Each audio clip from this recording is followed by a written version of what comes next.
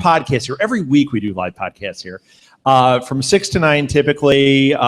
We do game shows. We do all sorts of stuff.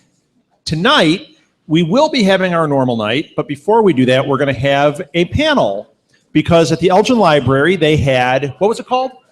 Comic Book Mania.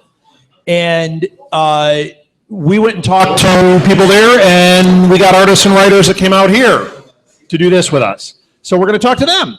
And you can see our lineup there. We also have more artists and writers in the middle, and we are playing Geektastic Cage Match, which is arguably our most popular thing. So if you can stick around, that is a blast. And we're also doing This Week in Geek tonight. We got a full load. So, guys, we're going to do this kind of like, we're going to make it up. So I thought we had more. We have the 3 of you and we have you 2 guys. We haven't had anyone else show up. So why don't we have, since you were here first, let's have you come up. Come on up.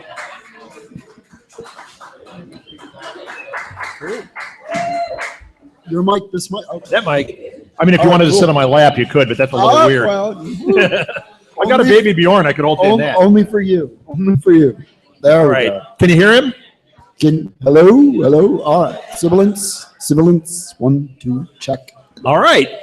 Okay, so let's start out. What we're going to do is we're just going to kind of talk. All right. No, nothing weird here.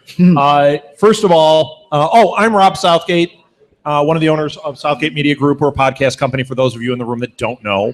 And you can find our website at southgatemediagroup.com. Everything we're doing tonight is getting recorded. We'll be there. We'll be on iTunes and Stitcher and Podbean and Podomatic, Potty McPods, all those places. Every place they have podcasts, we should be. And we are also, thank you, streaming live on Meerkat, right there. Okay, cool. Those 2 cameras there. We have YouTube Live. We have Google Plus Live. We have Twitch. Is that it? And we have William and Jacob watching us, which is the scariest part. So cool. We're all over the place, but this will be available. Let's start this off. So first of all, what's your name? Oh, my name's Tom Kelly. I'm a comic book artist and illustrator. All right. And you're from Chicago, right? Well, that's where I live now. I grew up actually in Pennsylvania. You guys ever see the show The Office? Yeah. All right. That's set in Scranton. That's my hometown. That's where I grew up. So all the stuff you see in the background, it's real stuff. They're just much like any movie in New York. None of that's all together. It's all different places. Yeah. It's like I can get from the Statue of Liberty to, Central Park in 10 minutes. It's like, no, you gotta go through some, roads. That's like when they do Chicago and you're like, they quick turn on the street, they got a Lower Wacker, and you're like, that isn't even in the same area. Yeah, it's kind of like watching a Batman movie where you see Gotham and it's always like, that's Lower Wacker Drive and that's over there. And so I just noticed stuff when I watch The Office of like what's in the background where they say they're going to get lunch. So I want to talk about Dwight Schrute. Okay. No, I'm kidding. So you're a comic book artist. I was knocked out. When we were walking around, we were looking at your artwork. For those of you that are here, Tom has his portfolio. He is selling stuff if you want anything. Yeah, feel free to look Edward, there is Deadpool. That is amazing. Yeah. It's right there great stuff, table. Man. Oh, thank you. Thank you. I try. It's always weird. It's strange because as an artist, you get 2 responses to your artwork. Consistently, you always get You're amazing, like that. Well, you get people who like you and they give you praise, or they just hate you. So there's a gray area. Yeah, like if you're talking to go get a job, you talk to an editor or an art director or somebody like that. They don't want to praise you too much because it's kind of like feeding a stray dog. Like if they're too nice to you, they're almost obligated to give you work. Or you're going to cost more. Right, exactly, because then your ego gets big. And then the flip side is kind of like your mom. She loves everything you do, but she's your mom, so she's kind of obligated to, Yeah, mine's not here yet, and she apparently doesn't understand that you're obligated to love everything. Yeah.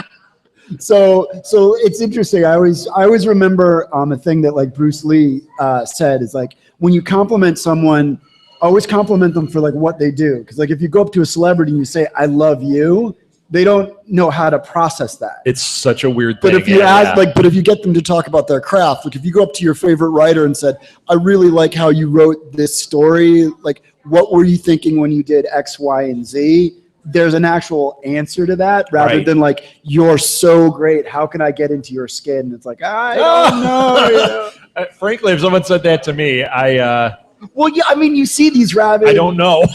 Well, I mean, I feel sorry for him, I think. I go to a lot of lots of hair and skin tags. That's gross. I mean, I set up at a lot of comic book shows, and there's a lot of celebrities there. Yeah. And it doesn't matter who. Yeah, we saw Mini-Me at one. We saw some wrestlers. Yeah. Well, no. There, yeah. Lou Ferrigno's at every one. I'm surprised he wasn't at this one cleaning up afterwards. Well, him and Virgil are fighting in the parking lot. They're just redoing They Live, just like with them, So. Shut up. Does that sound like the greatest thing ever? Who's going to cast Lou Ferrigno when They Live? Could you imagine? Ooh, it's turning into This Week in Geek. He should be, pretty much the Roddy Piper role. Virgil can be, the other role. Oh my God. And then you just throw in The Rock and you have a hit movie. That's pretty much it. You know what? I just ordered the Blu-ray and I didn't even know it was out there. Yep. That's awesome. So, wow, that is going to be one of those stumbling blocks for me. I'm going to be thinking about it all night. Thanks a lot. I can cast okay. So you're an artist.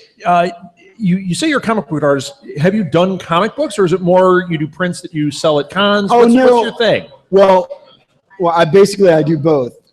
Because of comics and superheroes are so pop culture now. Right. It used to be you'd go to a convention to make connections to get work. So right. You it used to be guys walked around with their portfolios just dying to get noticed. And more publishers would show up. Like there'd be like 4 or 5 main shows a year. That's pretty much all you would go to. Right. Like there'd be the Wizard World Chicago. I think there's 4 or 5 this weekend now. Right. Yeah, there's so many now that it's like a circuit. Right. Like it's like a craft fair or an art circuit. Like you can go to it, set up, and make a decent amount of money and sort of move on to the next. So for me, I do both. I sell and make prints for shows as well as do artwork when I'm at the show. But I also do comics. I have worked for companies like Marvel and DC. So you've worked for those companies. No. So you're like freelance with them. Yes. Like, okay. Do you have your own book at all that you've ever done, or? I'm working on it now. Actually, I want to. Probably by I think the end of this coming December, I'll have it done and ready to kickstart and stuff like that. All right. Any clue as to what it's about? You want to expose anything here? Or? I mean, is it superhero? Is it more like Ghost World? It's pretty much very action adventure. Your artwork has a lot of motion to it. Yeah, and it's very dramatic, so I would assume that. But I won't go into too many details other than there's comic artists and writers here. They might steal your idea. No, it's more one of those things. Is like once you say something out loud, you sort of will it into the universe, into already existing. We know that. That's how we ended up with 90 shows on our network. Right. So I'd like to have a Walking Dead show. Boom. Darn it. So for me, it's just a combination of things I liked in my childhood. So it was like kung fu theater and monster movies. So it's sort of a mashup of that. Oh, I'm in, man. Right. So are there giant like monsters in it too? Possibly coming. Eventually, Yes. At this point, it's just a simple, action sort of revenge story. Awesome. With all the sort of Run Shaw, House of Flying Daggers, sort of, kung fu theater stuff mixed in with, what you might see like in a Hammer horror film. Oh my gosh, you're just pushing all my buttons. That's awesome. Well, everyone was always like, well, if you make something like, if you spend time on something, make something that you would at least like to read or like enjoy. Absolutely. So that's what it is, basically. And that's something from talking to so many people that do this, like not just comics, but movies or TV or anything. The ones that have reached what they actually were after have said the same thing. Like they've said, I started doing this. Nobody wanted to read about my demonic toys. And I just kind of kept doing it. And then eventually everybody was reading about my demonic toys or whatever it is. It's like, who would have thought the Ninja Turtles? These 2 guys sat on their couch making something up that was supposed to be a joke. Yeah, essentially a Daredevil joke. Yeah. And it became like a cottage industry. It's crazy. But you know which one didn't become a cottage industry? Was the one that made fun of that, which was adolescent radioactive black balls hamsters. which I loved. But I mean, you can look at the same thing with like the Transformers. Like, remember the GoBots? Of course. And there's like 5 or 7 other. Mask was kind of a ripoff of that too. Yeah. Which is now getting tied into G.I. Joe. In the G.I. Joe film, it's going to have Mask. So. Yeah. Well, I mean, it's. Yeah, I mean, you could look at G.I. Joe and then you could look at Megaforce and go, huh? Yeah. How'd that happen? If we went just a little bit more campy, we could have had. Megaforce. All right. Right. Go, But we got The Rock, and now it's not Megaforce. Now it's trying to be G.I. Joe. So, as far as artwork goes, what's your medium? Or is it? Do you generally ink? Do you have somebody that does the coloring for you? How do you do that? For myself, I do it all myself pretty much. Okay. So I work in a sort of hybrid way. I sketch it all out, and then usually I bring it into the computer. Use programs like Manga Studio and Photoshop to do the inking and coloring work. Yeah. Interesting. I was actually just about to buy Manga Studio because I do the. This is not like doing artwork, but I do artwork for the episodes. Yeah. And one of the podcasters on Level 7, I can't think of the name. Access Level 7. It's the Agents of S.H.I.E.L.D. show. Oh, okay. Told me that we were talking, and he said that Manga Studio is the best for fonts.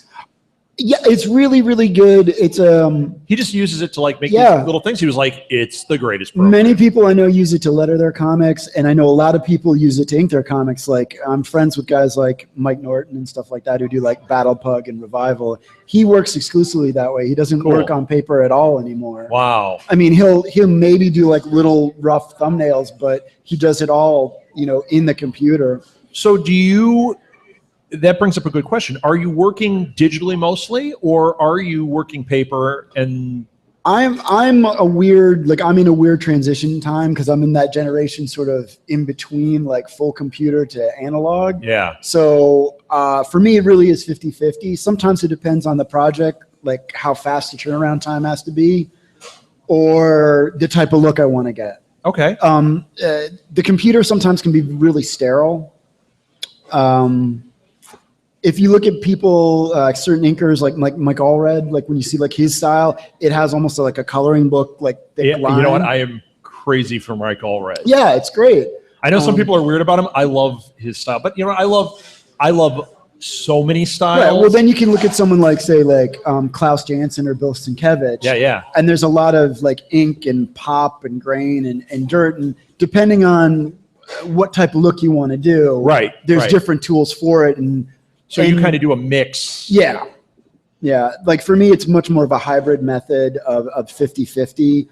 I probably will eventually transition all the way into digital, just because it's easier workflow. If you are working with partners, it's easier to send the files. Sure. In the old days, you used to have to do like FedEx, which we used to do Kinko's at 1 a.m. Oh yeah. Oh, that's when we did zines. FedEx, you'd have to get to the airport or get to the thing on time before it closed to get it out in the day. And I mean, I've heard amazing horror stories of like pages getting lost for months and winding up in like England because they send it to another guy with a similar name, and like they don't ever get back to you. And oh my gosh. I Herb Trimpe, who used to do the Hulk, when I was in art school, he came down and gave us a lecture, and he was telling us about when he was working on staff at Marvel.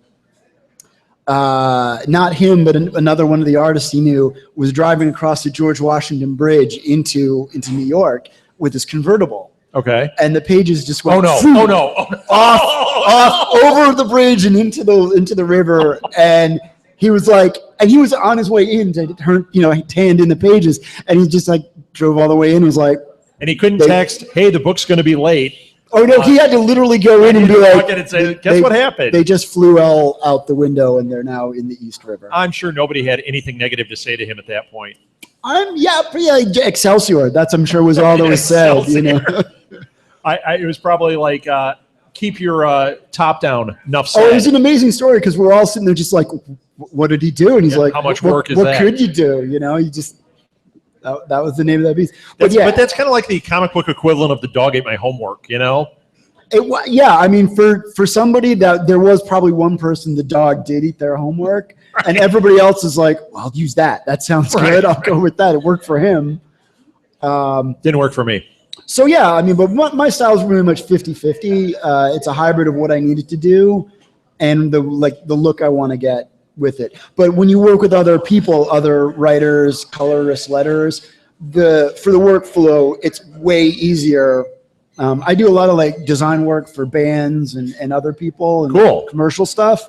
And I do everything through like Dropbox. So we trade files that way. That's and it's how just we run easier. our businesses through Dropbox. Or like, I think it's like Google Drive. Yeah. Yeah. Some of our guys use that. Most of them use Dropbox. Yeah. We don't have a strict rule on it because it's whatever they want to use. It's just like with the recording. We do a lot through Skype. Yeah. But some of our people are like, I can't figure out Skype. We're always right. Okay. So they use Google Hangout. We've got one using like a memo thing, and it sounds like she's talking to a tin can. But you know what? She said everything else isn't working for her. Okay, I've got GarageBand. I'll make it sound a little better. Right. Yeah. I didn't say awesome. Well, a little better. Yeah. But you know what? We're very punk rock about our stuff. As you can tell, we like, hey, let's have a Comic-Con right now. And here we are. I mean, that's the interesting thing. Like, when you tell me about like podcasts, like, oh, you do a podcast, I'm like, oh, cool. Of course, I'd love to talk to you because I know you reach a broader community. Right. And to me, like, I look at all podcasts as like the old like fanzines. Absolutely. That's what it is. Well, I told you that's where we came from. Martha and I had a zine back in the late 80s, early 90s. Okay. She's not listening. This is very typical for our relationship. That's okay. But we were part of that like world of zine. Yeah, like I mean, I remember the guys like Forrest Ackerman and Starlog and like all that sort of stuff. Last week we had a big Starlog conversation here. I was going to have my own. I should say I have my own fictitious rock band called Starlog. Oh, and our first album was called Back Issues. And it's an all tribute to sci-fi and everything, and that's as far as it goes. It's fictitious, but it's so funny now. We write down that word. It is fictitious. We're not doing it. So all you people out there, Starlog band name up for grabs. It's awesome. I get 10%. Okay, so before I want to bring up the next guys. Sure, before we do that, where can people find your stuff? What cons are you going to? Okay. And you know what? Before you even go, I want to say, and I'm going to say this to everybody, we want to have you back at some point for like a full-blown interview and do our whole thing. But tonight this was all thrown together, so we're just giving like 10 minutes, 15 minutes per group. Yeah. So, all right. You can find me all over. I'm on Facebook, Twitter. What's your Twitter? My Twitter is Tom Kelly Art. My Facebook page is Tom Kelly. I'm in Chicago, so just look for the Tom Kelly. Okay. My website is on DeviantArt. It's just Tom Kelly Art on DeviantArt. Okay. I tried to make it really simple on myself. Unless another Tom Kelly shows up. I'm the one without the E. Yeah, or the EY or the right. There's a lot of folks. Let me see. The next shows I'm going to be at. I'm going to be in the Boston Comic-Con, which will be coming up in 2 weeks. That's July 31st through August 2nd. All right. And then I think my next show that I know of is going to be New York Comic Con in October. And then I think I'm doing another library show, but I'm not sure when that is. I think that's in October. I have to double check. It's going to be a bunch of people there. Gene Ha's going to be there. Let us know, and we will tweet it out. And we always share and retweet and do all that kind of stuff. Cool. Awesome. And we're working on it right now to have panels at New York Comic Con. So if we end up doing it, sure, we will connect. That'd be great. And we'll connect you with. We've got some really great artists that we're friends with and the podcast for us. Yeah. I don't know if you know Sean Hamilton's artwork. He does really great stuff. And Kirk Manley, who does Z-Girl and the Four Tigers. He's one of our podcasters. He's awesome. Awesome. So we will definitely connect you with those guys. Cool. All right? Cool. Tom, thank you so very much. Thank you, guys. Thank you. Let's hear it for Tom. Woo! Tom Kelly. Thanks, Tom. You guys, Tango. Well, Tango and Cash. I need both of you up here.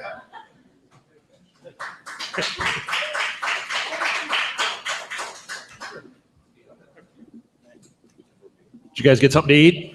Yeah, I got some soup. I'm caffeinated. How was the soup? I can't eat it here. Why not? Because we have a lot of gluten allergies and it has pasta and stuff in it. So that happens. Well, I ate enough for you. You had enough? All right. Yeah. Get close to the mics, as close as you can there. Don't eat it, though. I'm not that hungry anymore. Yeah, the soup. Which soup did you have? I had the tortilla soup. But that's good. It was. Sorry to rub it in. No! And did you eat? I can't see you down there. I'm going to move this. You aren't missing anything. It's okay. Oh, no, I want to move back. Hold on a second. So, okay, let's start on the end. What's your name? Hi, I'm Rich Perez. Hi, Rich. And you are? Rage Ledbetter. Rage. Yep. Gotta like that. So, okay. Rich, right? Yes. I wrote Raj here. I don't know why. Raj. From now on, That's you're him. Raj. What's happening? Yeah, right. Raj. Oh, that's awesome.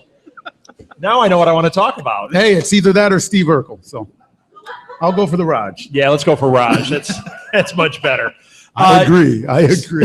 So you guys, well, here, let's say what you do. Rich, you're the writer, correct? I am the writer, correct. That mic closer to you. Oops. Yes, I am the writer, and we have 2 stories out. One's called Descent of the Dead, and the other is called The Infinium. Horror and Heroes. Cool. You said they're horror? Yeah, a horror comic called Descent of the Dead, and a cosmic superhero called The Infinium. Cool. And you said now. Oh wait, before we get into that, and then what do you do, Rage? I'm the inker for both books, but I'm the concept artist also on Descent of the Dead. I do storyboards. Cool. And editor. And the editor. Yeah. Well, you said you're kind of the gopher. You're everything. Yeah. Artist. Yeah. You're the Urkel of Yeah, the organization. I got it. Somebody's got to be. Yeah, somebody's got to be. So, you guys are a different story than what we just went through with Tom. You guys have your own comic company called Tango, right? Yes. That's correct. Yep. And when did you guys start? That was in November of 2009. 2009. All right. And you've got 2 books. Did you have any other books in the series, or are these the 2 you started with and you're kind of wrapping them up? How'd that go? Those were what I call the immediate obsession that I wanted to get out the door. Okay. There's other stories, but these are the ones that were probably the most prominent that we wanted to present first. Because it kind of opens the doorway for a lot of other stories, but we wanted to get these as the foundation. So, okay. So these are the ones you started with. You said you're wrapping them up, though. How many issues is it per story, generally? 6 issues for both titles. So in this time, how quickly are you producing? Like every 6 months a new book, or Roughly. is that about it? Yeah, it's about It's 6 tough. I mean, a book takes a long time when it's 3 guys. It you know? And we have depends on day the jobs. artist. Yeah, Right. exactly. So depending on the artist, we're talking between 6 to 8 months. Yeah, it's about a fair estimate. And since you were the writer, Rich, did you write complete stories and say, these are the short stories I'm working from?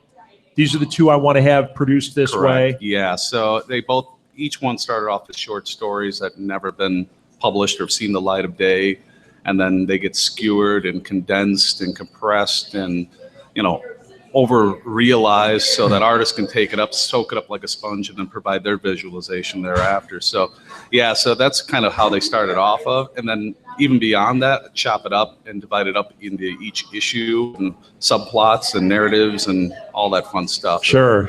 So And then now Ron isn't here, but Ron, does he do the other book? You're doing concept on Descent of the Dead. Descent of the Dead. I got to write this down. I can't remember things here. Sorry, guys. No problem. Descent. It was a cool book. I just can't remember the names of things. Descent of the Dead, and the other one was Infinium. Infinium. And Ron does the art for that one. Okay, so I'm just trying to get spaced on who's doing what here. So does he do the concept for that, and then you guys kind of all work, and you do Descent of the Dead, and then you guys all work on that, or? Ron puts pencil to paper, and he's just been a fan of the medium for so long. He doesn't need the concept art. He just goes right to it. Just right at it. yeah, he reads it and he gets the imagination and he just puts it, pencil to paper. He's got it. Yeah. So when you're working, okay, we're going to talk about you guys because you work together on this. As a writer, when you write your script we'll go to Son of the Dead. We'll just go with this. Mm-hmm. Do you give him notes like, this is the type of shot I want? Because I know comic book writers that write it very much like a screenplay, like this angle, this way, this is this. And then other guys that just go, here's the dialogue, envision. And every once in a while it's a little note like, I want a panel where this guy gets shot. That's a great question. So mostly I leave it up to the creativity of the artist. I really want to be surprised there are certain points and certain times where I'm like, hey, you have to do it this way. But otherwise, I mean, 99% of the time, I'm tapping off their imagination. This is their domain. I have mine, and I just want to be dazzled and impressed, just based on what their interpretation of it is. Excellent. Good answer. As the artist, do you like having that freedom, or do you? I don't want to throw you under the bus. You're like, yeah, no, he sucks. He doesn't do this. What I mean is, I know that if I was doing the art, I would prefer to have the freedom to look at what they say and just envision. But I also know artists that like to have the direction. What type of artist are you? With Rich, I prefer it the way it is because I've known him 31 years now. And we did comic strips back in high school. And so were you now, zine guys too? Yeah. We were. And so whenever he writes anything, we've known each other so long. Yeah. That it's just telepathic. You just know. Yeah. I just know. He just gets it. Which is part of the reason why I'm the concept artist on Descent of the Dead. The regular artist there, sometimes he has trouble filtering his words. Right. And that's where my visuals you can envision what he's looking for well and then pass it on to the artist. Yes, so I'm the middleman for that. Very cool. And Ron is so well versed in comics in general that he reads Rich's material when he does read them. He reads Rich's material, and he's got access in his mind of so many different angles, so many shots that he grew up on, that he loved, that it's not a problem for him either. Very, very good answer. Very cool. So as an artist, obviously this was your thing, his thing was the writing. Who are the guys that inspired you? Oh my goodness. I know it's going to be a laundry list, but throw a couple of big names out. Well, I can tell you right now, when I got into comics, I'd always been a fan of comics, but it was when the 80s rolled around. John Byrne, huge influence. Yeah. Walt Simonson, another huge influence. Yeah. And ironically, or maybe not if you knew me, pretty much the entire artistic staff over at Mad Magazine. I'm not surprised. Yeah, I saw your work. You know what? You're dead. The way on the one cover where it had the back of the leg, I actually thought of Mad Magazine, of the original black and white. Yes. It reminded me of that a little bit. So I totally get that. My zombies are all inspired by Jack Davis. Oh, yes. There you go. Yeah. Very good. You know, it's funny. Last week we had a microcon here. That would make an awesome t-shirt. What? We have it. Zombies are all inspired by One of the t-shirts we have is that cover of that leg. Yeah. But instead of got milk, it's got zombie. Nice. And that was a very popular t-shirt we were selling for a brief time. That's great. You should have had one here tonight. You would have sold more. Maybe. But last week we did a microcon and we had Paul Erickson out here, who is a writer. He wrote The Wobbit. You've probably seen him at cons. Oh, I've met him. He's like a character. 7-foot tall hobbit at these things. But we got into the conversation. What inspired you? And what do you think the first thing out of his mouth? Mad Magazine. Yeah. You know what? I think that was something for those of us zine guys, Yeah. especially the old Mad Magazine. We all read those Mads. I bet the National Lampoons from the 80s also did something for you too. Oh, see the face? Yeah. You know what? I posted the other night. We're watching Under the Dome. You guys watch Under the Dome? Mm-hmm. Okay, I'm sorry for you. But Big Jim, they were taking his dog and they were going to kill his dog. And I immediately tweeted out the picture of, buy this magazine or I'll shoot your dog. Yeah. And Martha says, why are you putting pictures of a guy shooting a dog? I was like, no, it's National Lampoon. Of course, there are 7 of us in the room that'll get the joke, and nobody on Twitter. But I get it. So, yeah, Mad Magazine. I totally get that, man. Thing. Mad's a generational thing. It is. Just in the right time. Did you read Cracked? I liked Crack. Yeah, correct. Yeah. I liked Crack, and Marie Severin was over at Crack. John, too. John and Marie, both from EC, and they were great at Crack. Oh, but they weren't bad. How much did you love those EC books? Oh, too? I've got a bunch in store. Reprints, of course. Yeah, reprints, of course. You know, did you guys get they did the hardcover, like large I've got a couple. Black and whites. Got those. Yeah. I didn't get them. And every time I see them at a con, I'm like, I'll sell it to you. I want those so bad. Oh, someday. I love those EC books, man. Oh, yeah. I'm a huge fan of Well, you know DC what? Comics. All that was so entertaining. That's pretty much the driving force behind Tango. You know, well, just that, and we want the fans to get their money's worth out of it. Yeah. Just like we did. 65 cents, 75 cents. Yeah, or give even them a going back to ride. 35 cents. Don't put out. Well, it's like I was going to say, don't put out Archie Comics, but now the Archie Comics are putting interesting things where you're like, Yeah. what happened? How'd this become interesting? But for years, it was just Yeah. Betty and Veronica and Archie and Jughead. Boring, same old thing all over again. Yeah, I love Jughead. That was about it. He was always hungry. Well, now he's fighting zombies, and they have a Punisher one. Predator. There's going to be an awful CW show called Riverdale. Yeah. That's where we're done with Archie. I'm putting my foot down. There's a Hear scene- that? We're done Oh, with no. Archie. All right. Now, I'm moving on to Rich again. Okay. I'm asking you the same question. Now, you obviously are working in the horror genre. I'm putting quotes on that. Correct. Is that where you're at, or are you thinking this is just with these stories where I have other things I'm doing? Yeah, horror is just a subset of it. So it's hard to write horror, first of all. I mean, because again, I can only scare you once, one way, right? Right. And then after that, I got to keep coming up with another way and Right. another way. So I think that's part of the problem with horror in itself. They run itself dry. So if I don't have something to really, really entice and scare you, I'm not going to go down that path. So I have a short run in mind with that, and we're going to wrap it up. But after that, Do you know what you're doing next? Have you got a plan, or? yeah, definitely. So after we wrap up with this, we're going to do a prequel, and that'll answer all the questions that anybody will have. To which one? So that's for Descent of the Dead. Descent of the Dead. Okay. So there's a prequel, and then after that, and then you're done with that we're series. done, and we're wrapping it up, and I've run it dry. So. You got a genre you want to go into? You go into rom-coms, or yeah, you're all about that. I could tell.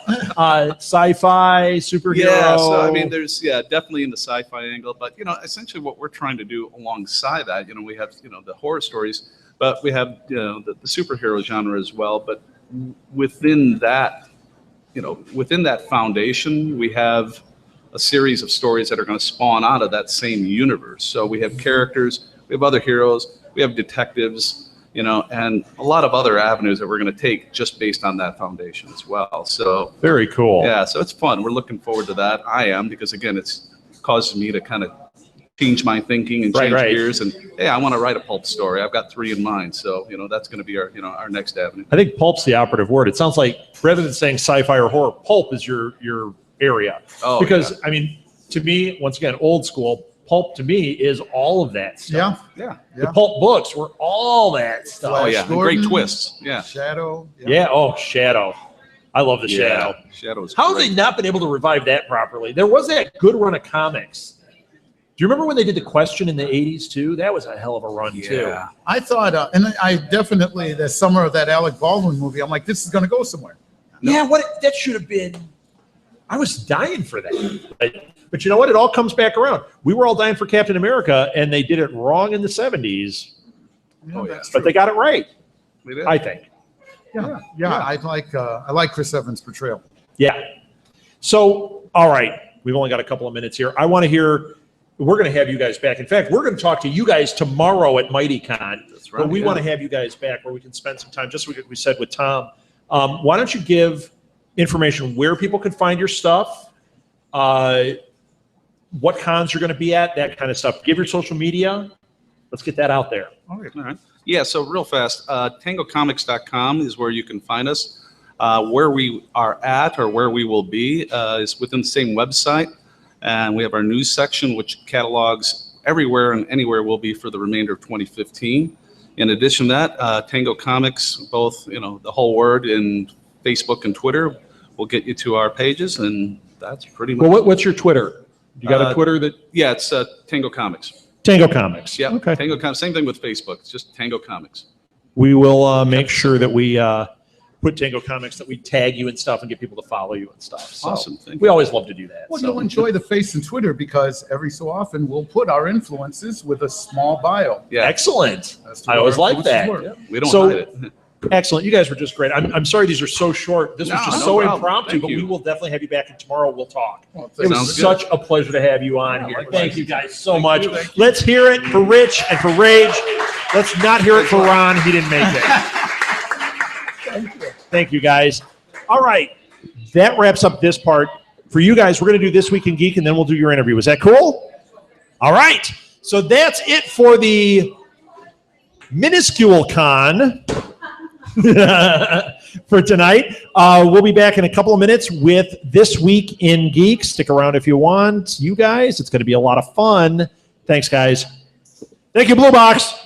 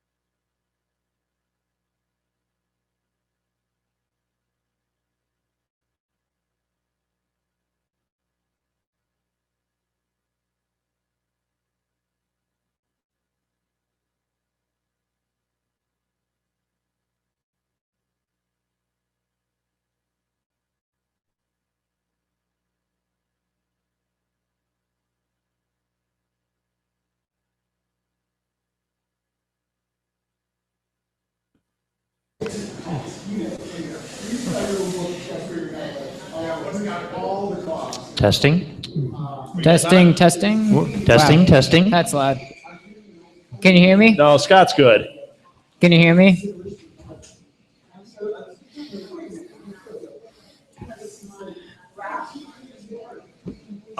Yeah.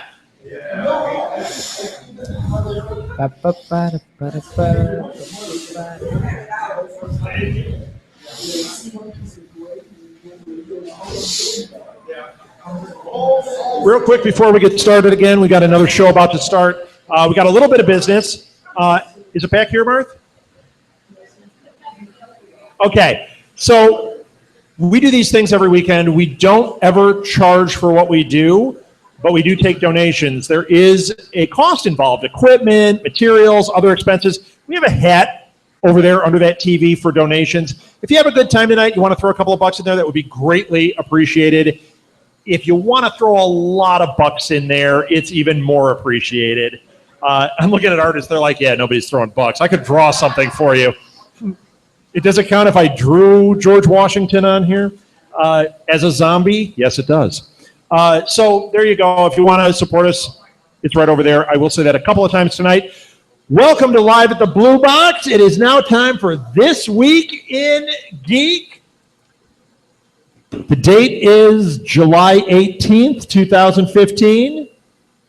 Yes. Nice job. I think, nice what job. have we done? I think we're inching up on like 30 episodes. Can you believe it? Wow. And here's the craziest part. I think I've gotten the date right twice. So, okay. So let's introduce ourselves. First of all, we have Scott Salmons, color commentary. color commentary. And just to throw this out there, Alil and Chris, who are normally up here, neither one could be with us tonight. So Scott is the reserve. What do you call that? Bench. You're the bench. Yeah, and I'm the bench. I'm the guy you text at, this afternoon. Oh, Say, can you come tonight? Yeah.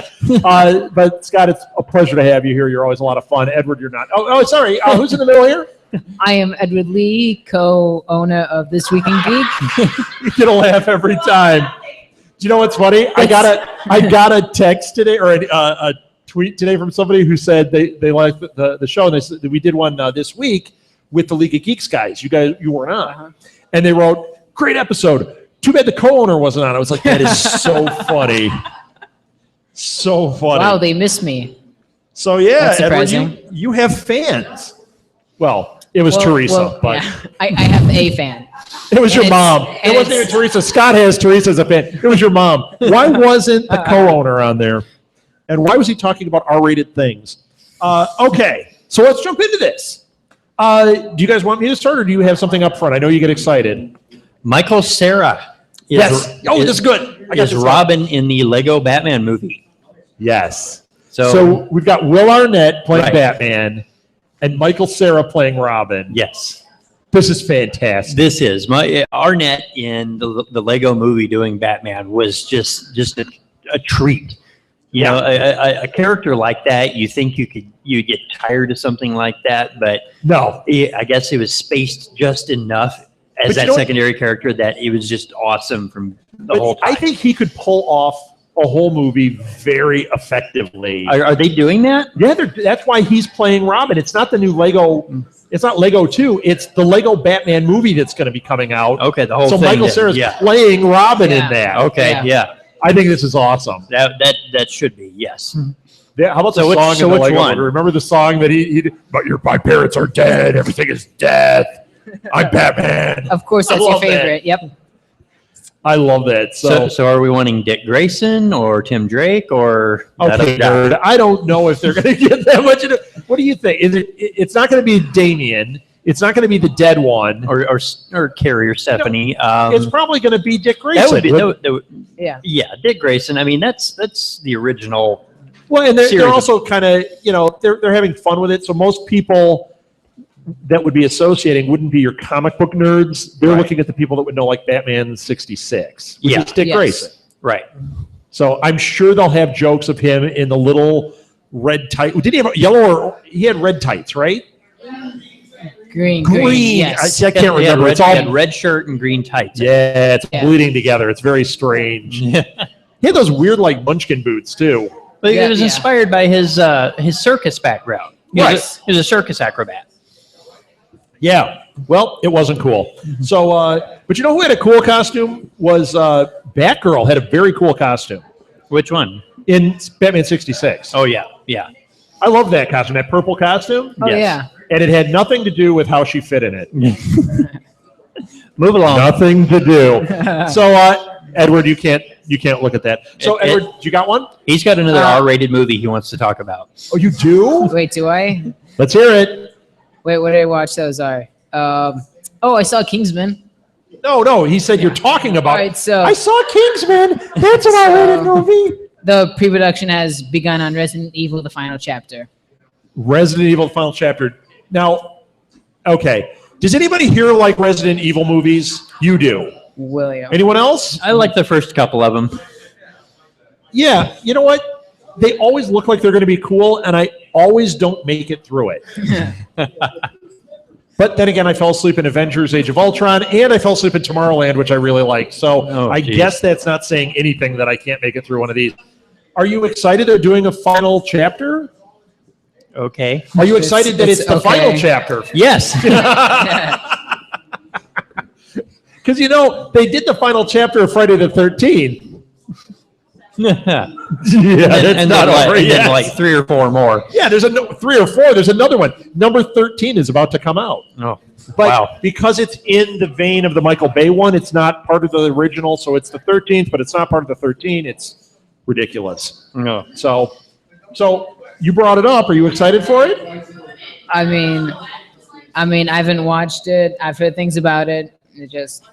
I'm not Okay. really excited. Just another one. I like the mythology of the thing. I think it's a cool story. The movies look visually very cool, but I don't think they're that great. I get to say that one. So you know what? I'm going to say it. Go ahead. This might be the biggest news of the week.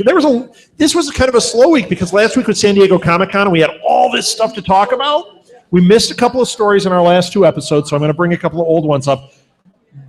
This arguably is up there in the top tier. Last Starfighter is getting rebooted as a TV show by the guy who created The Last Starfighter. I know, my heart's aflutter. And it's not a reboot, really. It's a spin-off of Last Starfighter about the space cops. The guy that, remember the guy that was the lizard, how he was part of the group they were like space cops. So they're recruiting more. Yes. Okay. Yes. So Now, is it here's set in current times? I'm so excited for this. I love Last Starfighter. Now, here's the problem with this. Okay? And I'm not like a hate guy. You guys haven't seen us before. I'm not a hate guy. I love everything. Okay? Last Starfighter is very special to me. I love that movie. When I say there's a problem, there's a potential problem. He wants to do an element of it that makes it unique. You know how the first one was like the first one with exciting Atari 2600 graphics to it? This time, he wants to do an element that is like Oculus Rift. So you can watch the show, but you can put the thing on and you can explore the environment. I'm a little worried about that because, yes, that sounds really cool. I would love to put the helmet on and be in Last Starfighter. Frankly, I want to leave right now and go do that. But with this, is that going to be a distraction? Hold on, let me get something out of my throat. Episode 1. All that CGI was a distraction. Yeah. The meandering plot was the distraction. Jar Jar Binks was a distraction. Episode 1 could have been told in about 35 minutes. Yeah. So, You ever see the Phantom Edit? I have not. I It need to cut hunt out all like those 40 down. minutes of the movie, and I guess it's a lot better. One of the Ward who comes here is friends with the guy who did that. Oh, really? Yeah. How cool is that? I'd still like to find Topher Grace did an edit. Yes, you can find that on the internet. Okay, we need to. I need because he cut down all 3 prequels to 90 minutes. I wish he would cut down Spider-Man 3 and fix the Topher Grace parts of that too. You look like you were going to say something. Last Starfighter. Can I just say that again? If they do it well, they could easily make it really nice by having The Oculus Rift thing? Yes. Oh, yeah. They could do it also really bad where they put you as like in the pilot seat and you can look around. Yeah, just looking around at the console. Yeah. If they did do it right, I mean, I would want an Oculus Rift just to be in Last Starfighter Yeah. because then I might be able to go in Jurassic Park, and I might be able to go in Star Wars, and I might be able to go in Star Trek, and I might be able to go into what's the one? Because it'd be- Battle Beyond the Stars would be awesome with the boob ship. Remember that? That was awesome. I might Notice somebody heard me say that one. So it's in the trailer. It would be awesome to use the Oculus Rift and stuff like that, where in certain parts of the movie you could have a chance if you want to be in the person's perspective when something surprising comes up. Like if you haven't seen Jurassic World, there's a part in it that'd be amazing to do. Spoiler. Yeah. Yeah, I didn't see it, so It's I won't remember though. You're Edward. I don't really listen. Fast and Furious 8. Okay. Sure. I have one. Wait, no, I got another fun one. Okay. Speaking of Fast and the Furious, Edward loves Fast and the Furious, FYI. Has anybody here heard of the upcoming movie USS Indianapolis? Does anyone know what this is? Yes. No. I've talked about it on here. I am over the moon because it is. Do you remember in Jaws when Quint told the story of the Indianapolis and all the sailors that jumped over and got eaten by the sharks? Yeah. They're making a movie out of it. It's called Men of Courage. Yeah. Sharks Versus sailors. versus sailors. The Sharks win in a big bad way too. I can't wait. Well, I just hope they don't force a Quint character who has special shark fighting powers. no, I doubt it. Although that kind of sounds kind of fun. I think they should have a special shark fighting Quint show up in Sharktopus, in Sharkcano with Quint. But Cody Walker apparently was just cast in USS Indianapolis. That is Paul Walker's brother. Oh, okay. So that's the only thing I know about Fast and the Furious, other than you think it has a kicking soundtrack, but I really don't know anything else. They drive cars. The Rock is in it. The Rock's in everything. I bet he ends up in USS Indianapolis. Imagine that guy walking through a ship. Getting through one of the doors. Okay.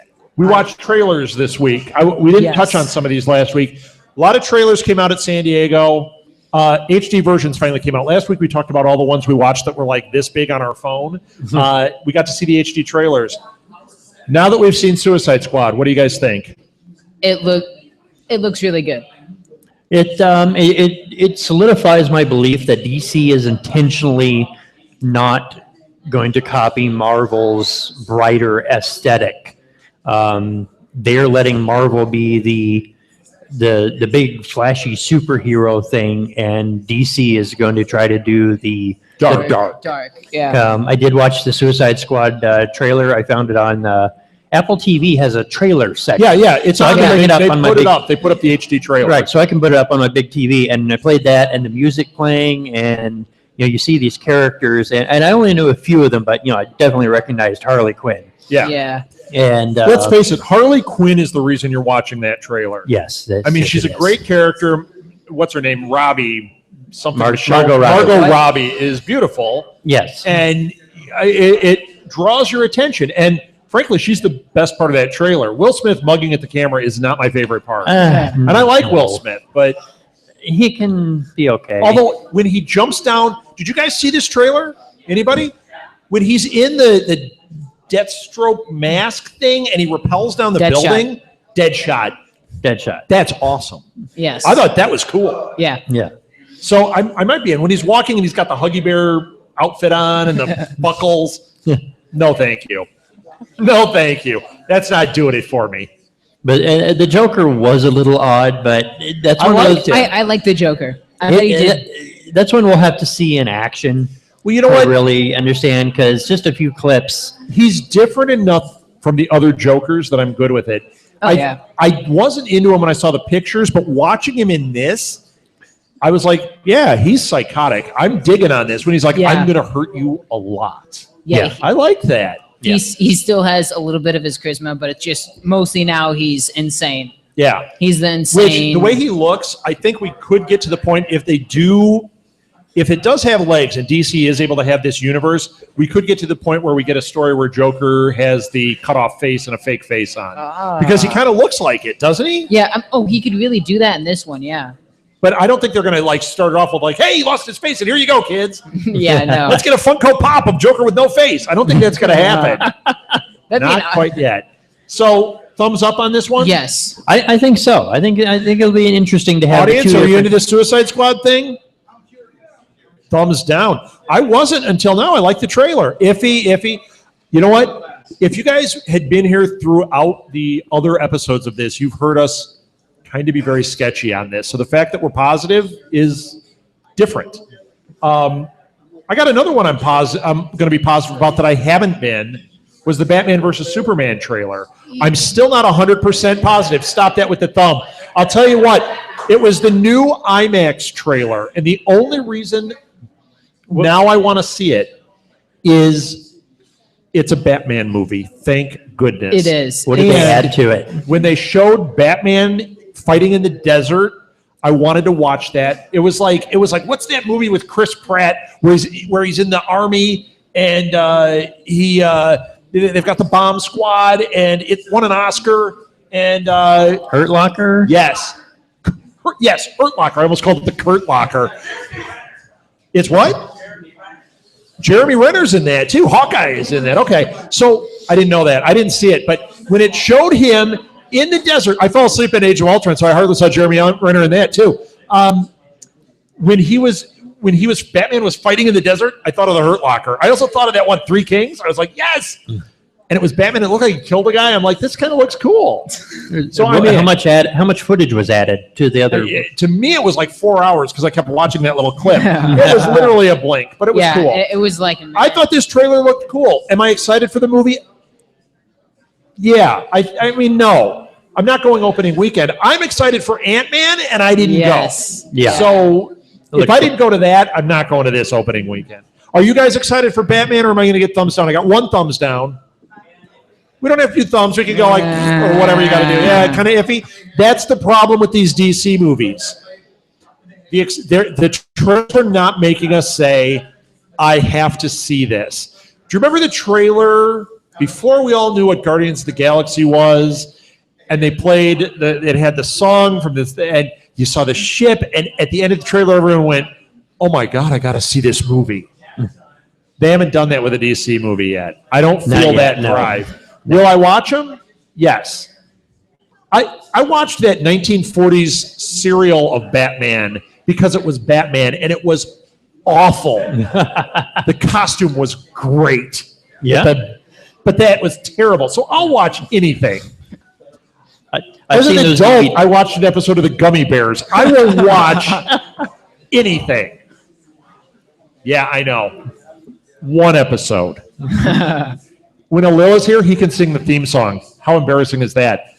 Shout out to Alil, who sings the Gummy Bears theme song. He's taking a trip to Disney right now. I bet he's singing it in the car. Do you know it? Big adventure that's beyond compare. We are the Gummy Bears. Whoa!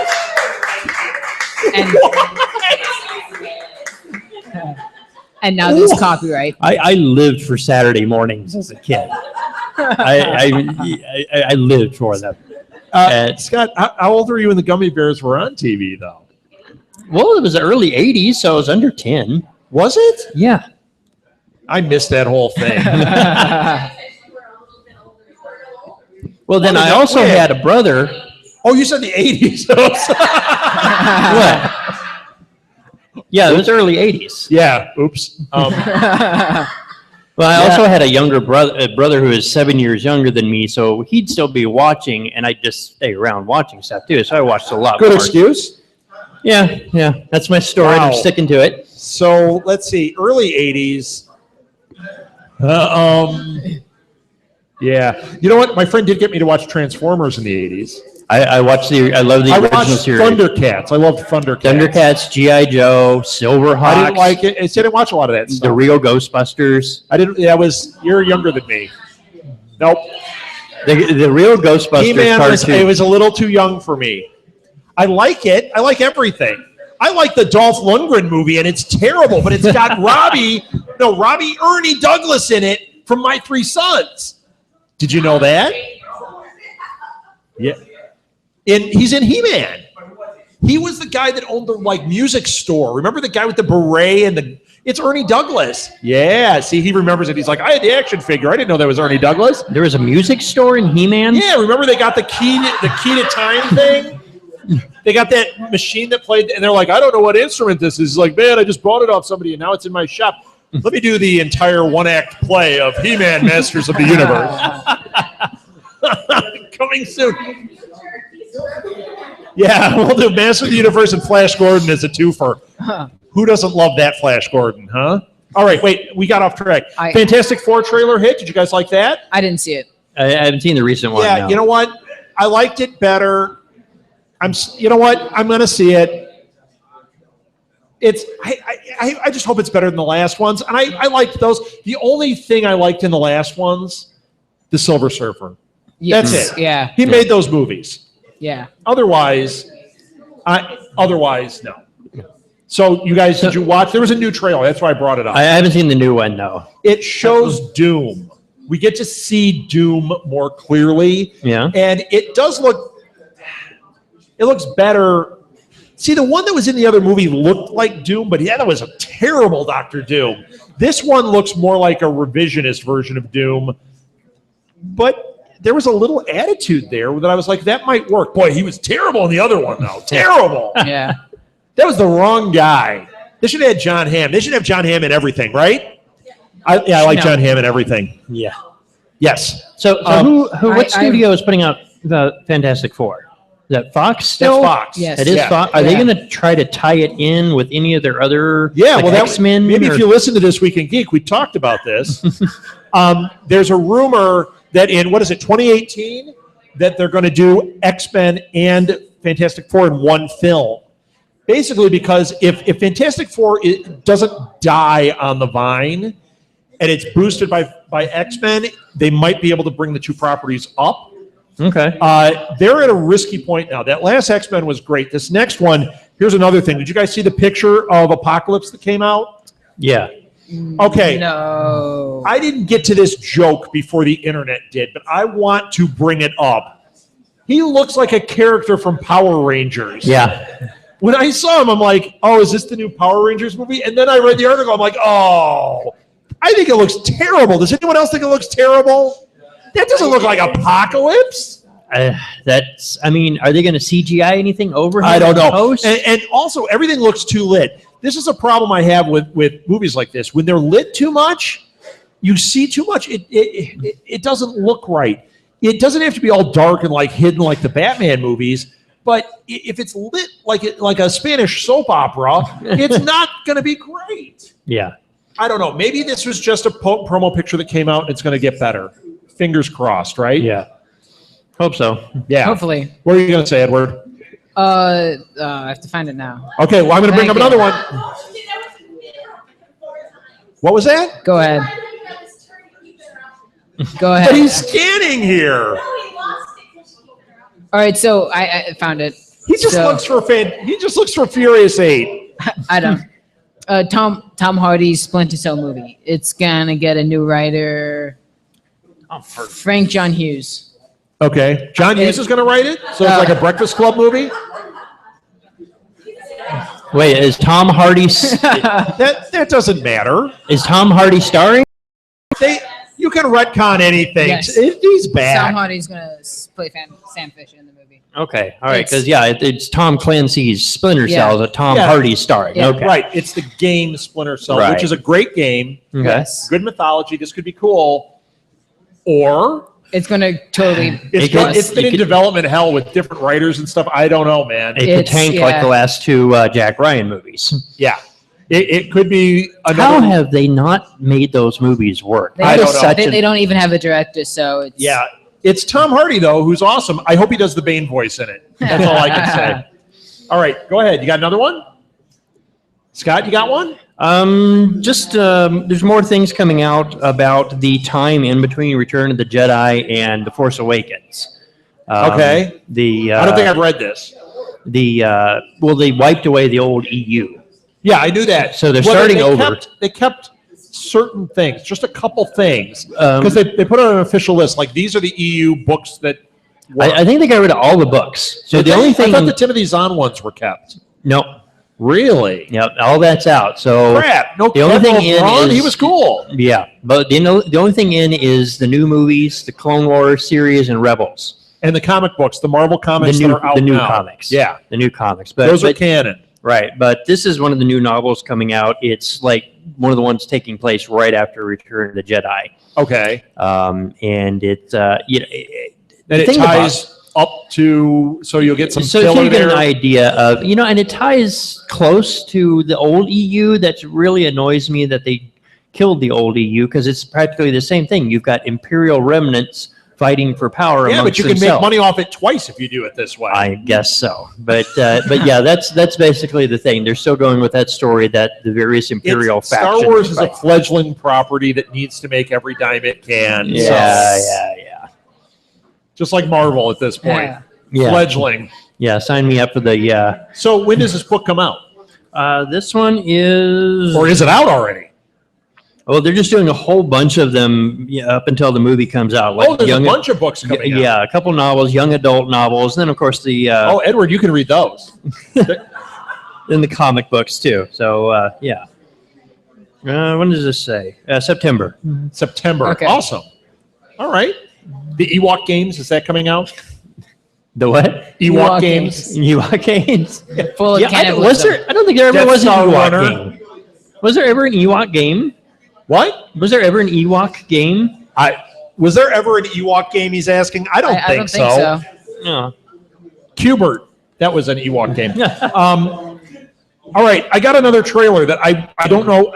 Usually we don't do so many trailers, but so many hit this week. Did anybody see the new trailer for Attack on Titan? No, The movie. It's a no. live action movie. What the serious hell is going on in that movie? Those giant titans, that thing with the mouth. Have you seen Yeah. the series? Have you seen the Yes, series? but this is live action. The Wow. series, I'm like, this is cool. And then you're watching this live action thing, you're like, what is that mouth? Oh my gosh. Like, I'm having a nightmare right now in my eye because of this trailer. I think it looks cool. I don't want an American remake. I'm going to say that right now. We don't need that every time. You know what? It's like Ringu. Ringu's a better movie than The Ring. Just watch Ringu. Yeah. We're all adults. We can read, right? Yeah. Yeah. We're doing Deutschland 83 right now. Anyone see this series? It's about Berlin and East Germany, West Germany in 1983. It's on Sundance. It's fantastic. It's a German TV show. It's in German. Don't remake it in America. We can read the dialogue. But what could it? I mean, what could they do? Have it like at the border between Virginia and West Virginia? And No. They would just do it as Germany, but everyone would be American actors. Oh, okay. They'd get Shia LaBeouf and Will Smith Jr. and they'll be in it. It'll be terrible. Lindsay Lohan. The Lohan will be the Fraulein. Ugh. Yeah, Fraulein Lohan. I just threw up in my mouth a little bit. Sorry. Here's more bad news. In the never-ending Disney is remaking everything live action that it ever did, another one was announced this week. Now, I don't know if you guys are up on this, but they're doing Dumbo as a live action movie. Yes, I know. God. They're doing Pinocchio. everything. Beauty and the Beast. Pinocchio. Yeah, Little Mermaid. They're doing all of it. Pinocchio has been done a couple times, and any Yes, pictures with Jonathan Taylor Thomas was in one. JTT, yeah. Any You know that. That's your era, Urkel. Jonathan Taylor Thomas. Well, okay, so here's the bad news. But this isn't a remake. This is a prequel. So now they're going into a different area. They're doing a prequel to Aladdin Oh. live action. It's No. So if you're doing a prequel to Aladdin, the genie isn't in the story. So it's just like didn't we? No. yeah. You No, know, yeah, no. I'm really unless it's a Unless it's- previous owner of Genie. It could be a previous owner of Genie, or it could just be a remake of Slumdog Millionaire in the Disney universe. See, I got one left. Somebody got that joke. I mean, it would. I mean, otherwise it's just Aladdin being a street rat. Yeah, Yes. it's just Aladdin. A thief. You know what? Once Upon a Time already did this on, what is it, Once Upon a Time in Wonderland? They did the whole story of the genie and everything, and it was fine. I liked it. We don't need this. Disney, we don't need this. Put more money into correcting Age of Ultron. So that was another thing. Age of Ultron, this week, Josh. Okay, let me just say this right here. Jack that does Nuff Said with me always calls him Josh Whedon. And now I'm calling him Josh Whedon because of Jack. Yeah, so Joss Whedon came out this week and said he is not putting out a director's cut of Age of Ultron. This is the movie I intended it to be, blah, blah, blah. Wow.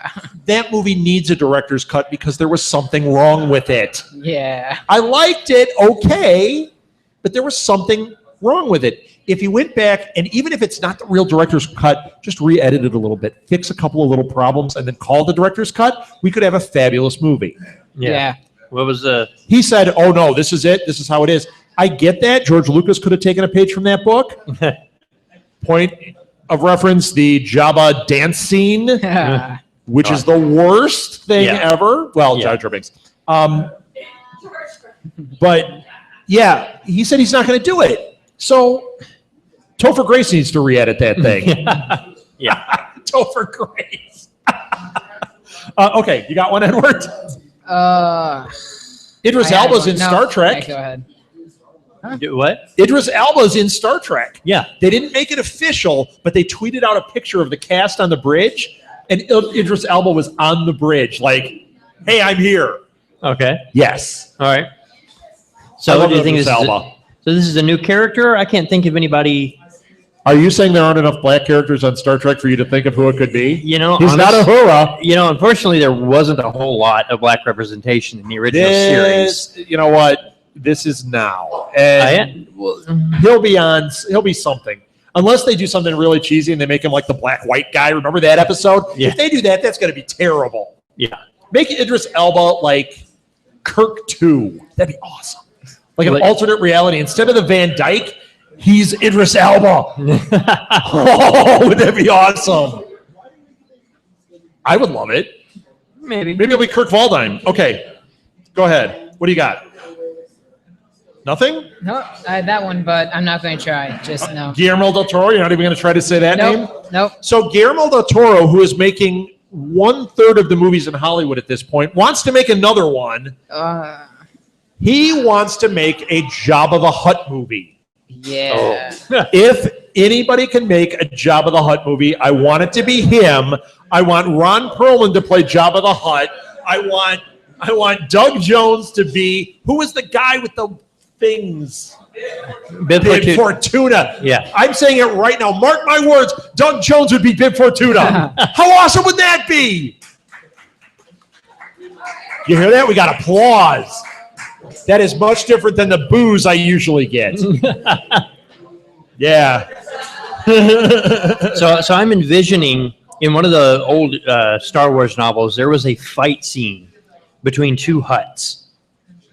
And it's basically they get into a room and they charge and they jump and slam into each other and try to knock each other out. Oh. And now I'm wondering, That that room is couldn't smell definitely good. something Guillermo del Toro would try to put on screen. Oh, yeah. It'd be awesome. Dueling Hutts. Yes.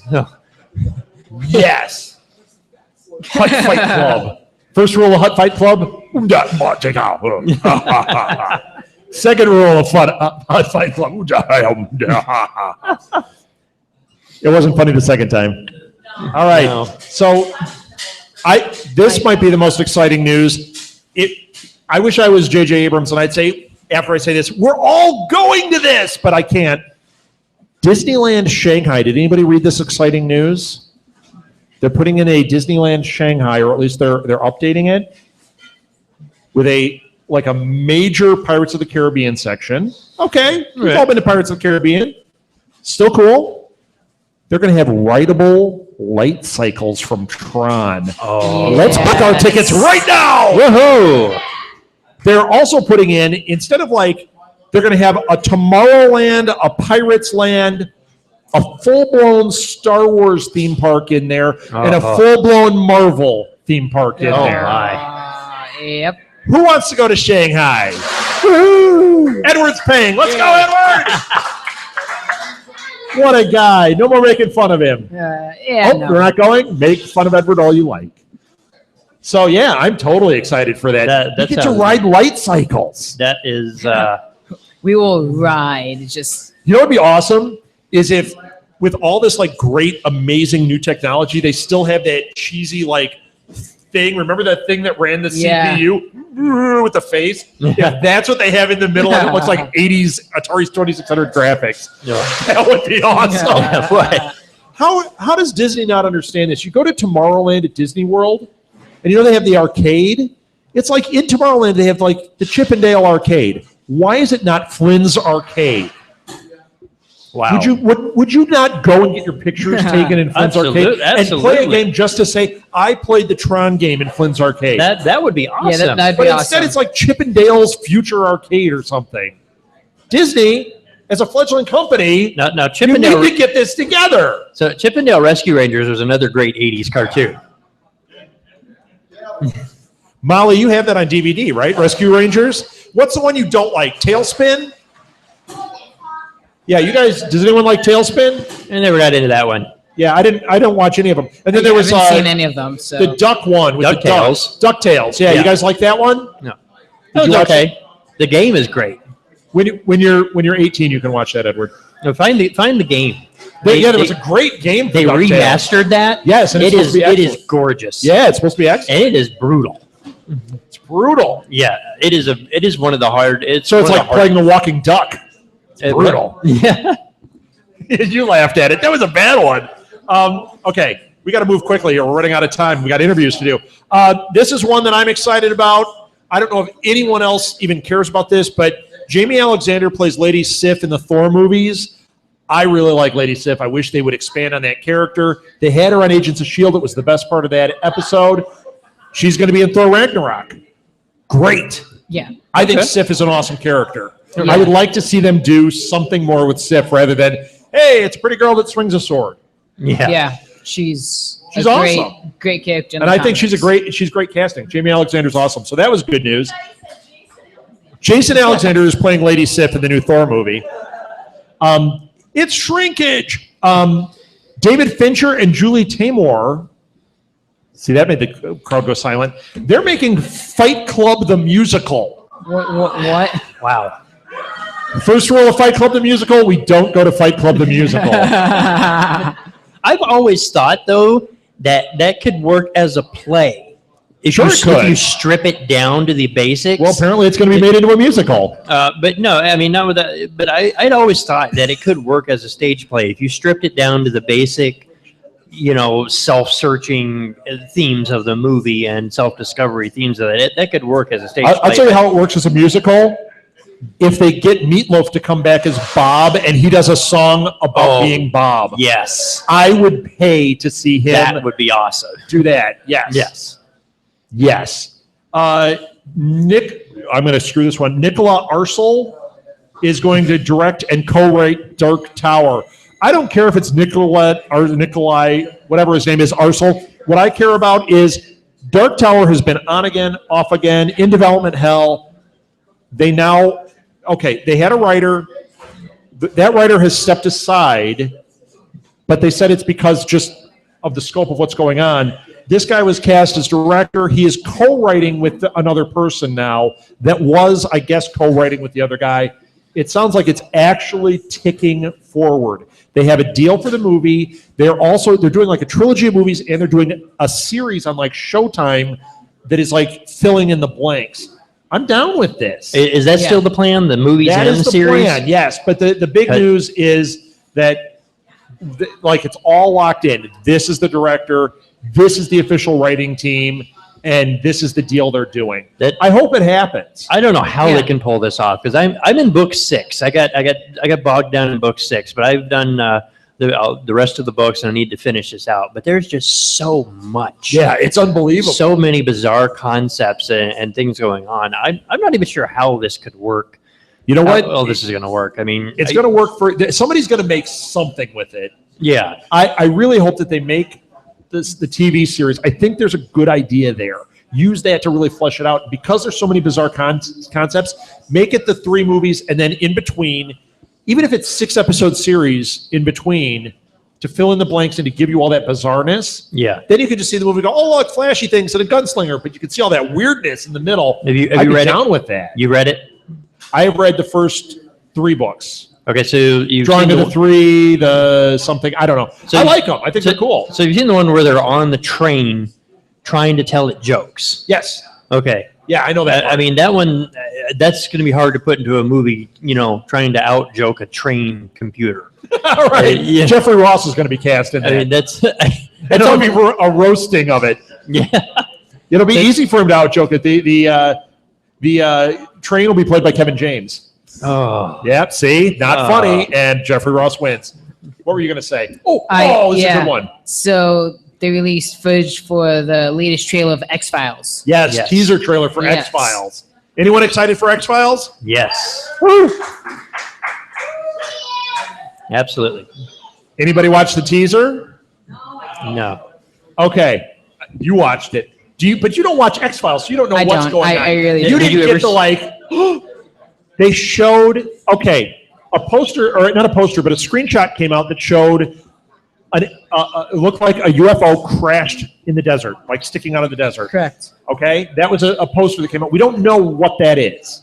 For all we know, that could be like the dinosaurs in the desert, like an attraction. Okay, in the teaser, they showed like military guys in black stuff coming in, and it looks like there might be some kind of UFO Roswell type thing going on. And they showed them stomping into an area. Obviously, it was Mulder's office or something, because his "I Want to Believe" poster got stepped on by a military guy in the poster. As soon as they showed that, I'm like, yes, yes, Mulder's on the run and there's UFOs. Yes. I am down. And then they showed Scully with a gun. Scully with a gun. Yep. Yes, I am excited for this. So, yeah, good one. Yeah. You got more? Anyone remember the movie Trancers? Tim Thomerson? Trancers, it was in the 80s. Hey, remember the 80s? I was watching apparently. cartoons. Well, Trancers is now in the long line of properties that is getting made into a comic book series. Action Lab has picked up the rights to Trancers, and they're putting it out as a comic book series. And I will read it. Okay. The movie was terrible. And I loved it. It's like That'll Be on the Stars. I love all that stuff. Yeah. I think this is a cool idea. I like this idea because, who's the one that put out Space 1999 and Planet of the Apes? I can't think of that company. They bought those properties, and then somebody did Star Trek and Doctor Who. That's IDW. I like when they take these older properties and they expand on them and they do a good job with it. Trancers, sure, we don't need a new TV series to reboot this thing. Make a comic book, tell an interesting story. Let's get involved in it. And make the guy look like Tim Thomerson, because right now I have a feeling he looks like Jessica Tandy, and it wouldn't work as a new series. Jessica Tandy dead. R.I.P. Yeah. Yes, she is. She was like 100 10 years ago. My mom keeps track. She has a death chart of everybody. Every week we say somebody new, and she's like, nope, Abe Vigoda's alive. How about this for all you 80s fans? Michael Ironside. There's a name we all know, right? He's cast as Captain Cold's father on the Flash TV show. Yep. Okay, cool. That might be the right amount of camp to bring to the Flash TV show. Yeah. I don't want him to be cast in the movie because, frankly, I don't know if they're going to make it to the movie. I'm down with this idea. Yeah. I love that they have John Wesley Shipp on this show. I love they got Mark Hamill on it, and I love they have Michael Ironside coming to it. Oh, wow. I'm good with all of it. Tim Thomerson is playing their grandmother. It's going to be awesome. Is he alive? Did you look it up yet? My mom's furiously. She's on Google. I'm looking on the Google for Jessica Tandy. What about Tim Thomerson? Did you look him up? No. All right. You got more? I have one new concept art on the Alien film. Oh, the concept art? Yeah. Yeah. What, Neil Blomkamp? Yeah. Yeah. So how is this going to work? I don't know. I'm excited about it because I'm excitable. And it shows Ripley and Hicks, and they look battle damaged. But frankly, neither one of them look to be that age anymore. So I'm a little worried about it. But Yeah. I hope it's cool. I mean, unless they go It's into no some Chappie. Chappie. Here's good news. Anyone know who Ennio Morricone is? I know I'm butchering his name. Yeah, I do, but not everybody. I got to look from that table. Ennio Morricone. Yes. He did the scores for the Good, the bad, and the ugly. the Sergio amazing Leone spaghetti films. westerns. He is scoring Hateful Eight. Let's pre-order that right now. Who's going to be in their car listening to that driving around? I know I am. Yeah, I am that'll be something. super excited for that. Yeah. Even though I'm going to say his name wrong. Oh, this is another one I like. Did anybody watch Constantine? Anybody like Constantine? I did, because I liked the actor in it. I thought he was really good. I'm not going to get into what worked and what didn't, but I think it was cut too early and I think it was botched. Well, the producers of Arrow feel the same way. So they were lobbying hard to get it picked up again. They wanted CW to pick it up. CW passed on it. Netflix passed on it. Like everybody passed on it. So the guys behind Arrow are potentially writing Constantine as a regular character on Arrow. So it's basically going to absorb that show and make it Arrow Constantine. That's going to be amazing. Bring that actor and his universe over. Yeah, that's awesome. What a great way. So like your Upset Love Boat got canceled and your Hill Street Blues. So you just basically make a crossover of Love Boat on Hill Street Blues and you keep it alive. How great does that sound? That needs to be done more often. Sipowicz dating Vicky. There's so many shows that, maybe they can't support their own series, but if you put them, to absorb them. But to absorb them in something else that works, that's great. Somebody needs to absorb Hannibal right now. You know what needs to absorb it is X-Files. X-Files. And then you find out that Gillian Anderson, no, that's her twin sister. Or it was a dream. I write for TV. Oh, wait, we have an update on Jessica Tandy, this just in. She died. She died in 1994. She was 85. Really? I thought she was a lot older than that. I always make beef jerky jokes that she was 100. Oops. What about Tim Thomerson? Look him up. I can't type that fight on this Google. All right, we're almost done. Anybody read Batman 66? I like it, right? It's Batman 66. They're doing a crossover comic with the Avengers. No, not the Thor Avengers. The 60s Avengers. Not that terrible one with Uma Thurman, but the really awesome one with Emma Peel. Oh, Emma Peel. Yeah. Do you know why she was named Emma Peel? I just heard this on a podcast. I don't know which one, so sorry. It's after M. Appeal, she was basically cast for her attractiveness. Yes, the character was supposed to be for male appeal, and that's what they didn't have a name for it. It said in the script, male appeal character, and then eventually somebody went, M. Appeal. Yeah, and that's how she became Emma Peel, which is fantastic. Yeah, I read that. And she had Emma Peel. Yeah. She's on like Game of Thrones now too, right? Yeah, does she still have Emma Peel? All right. There you go. You know what? Thumbs up. 3 thumbs up. Yeah. Okay. Sit down. You gotta There's take that Chris's boo I was joke. looking for. Okay, I think. Well. Okay, Mom, it's Tim Thomerson. Never heard of him. Okay, so I have. Was he on your show of shows? I have one that I somehow missed. What did we miss? There's new Deadpool pictures. Oh no! I missed it. This is the last story. Deadpool pictures. Yep. That's not a story. Those are pictures. They have Weasel, Ajax, and a lot of other cool characters from the comics. It looks really good. I know you think it looks really good. You were but so you have excited. no idea. Did you like the trailer? Did we talk about this? No. The trailer that came out last week. Did you see it? No, I was too busy. Are you guys excited for Deadpool? Yes. Yes?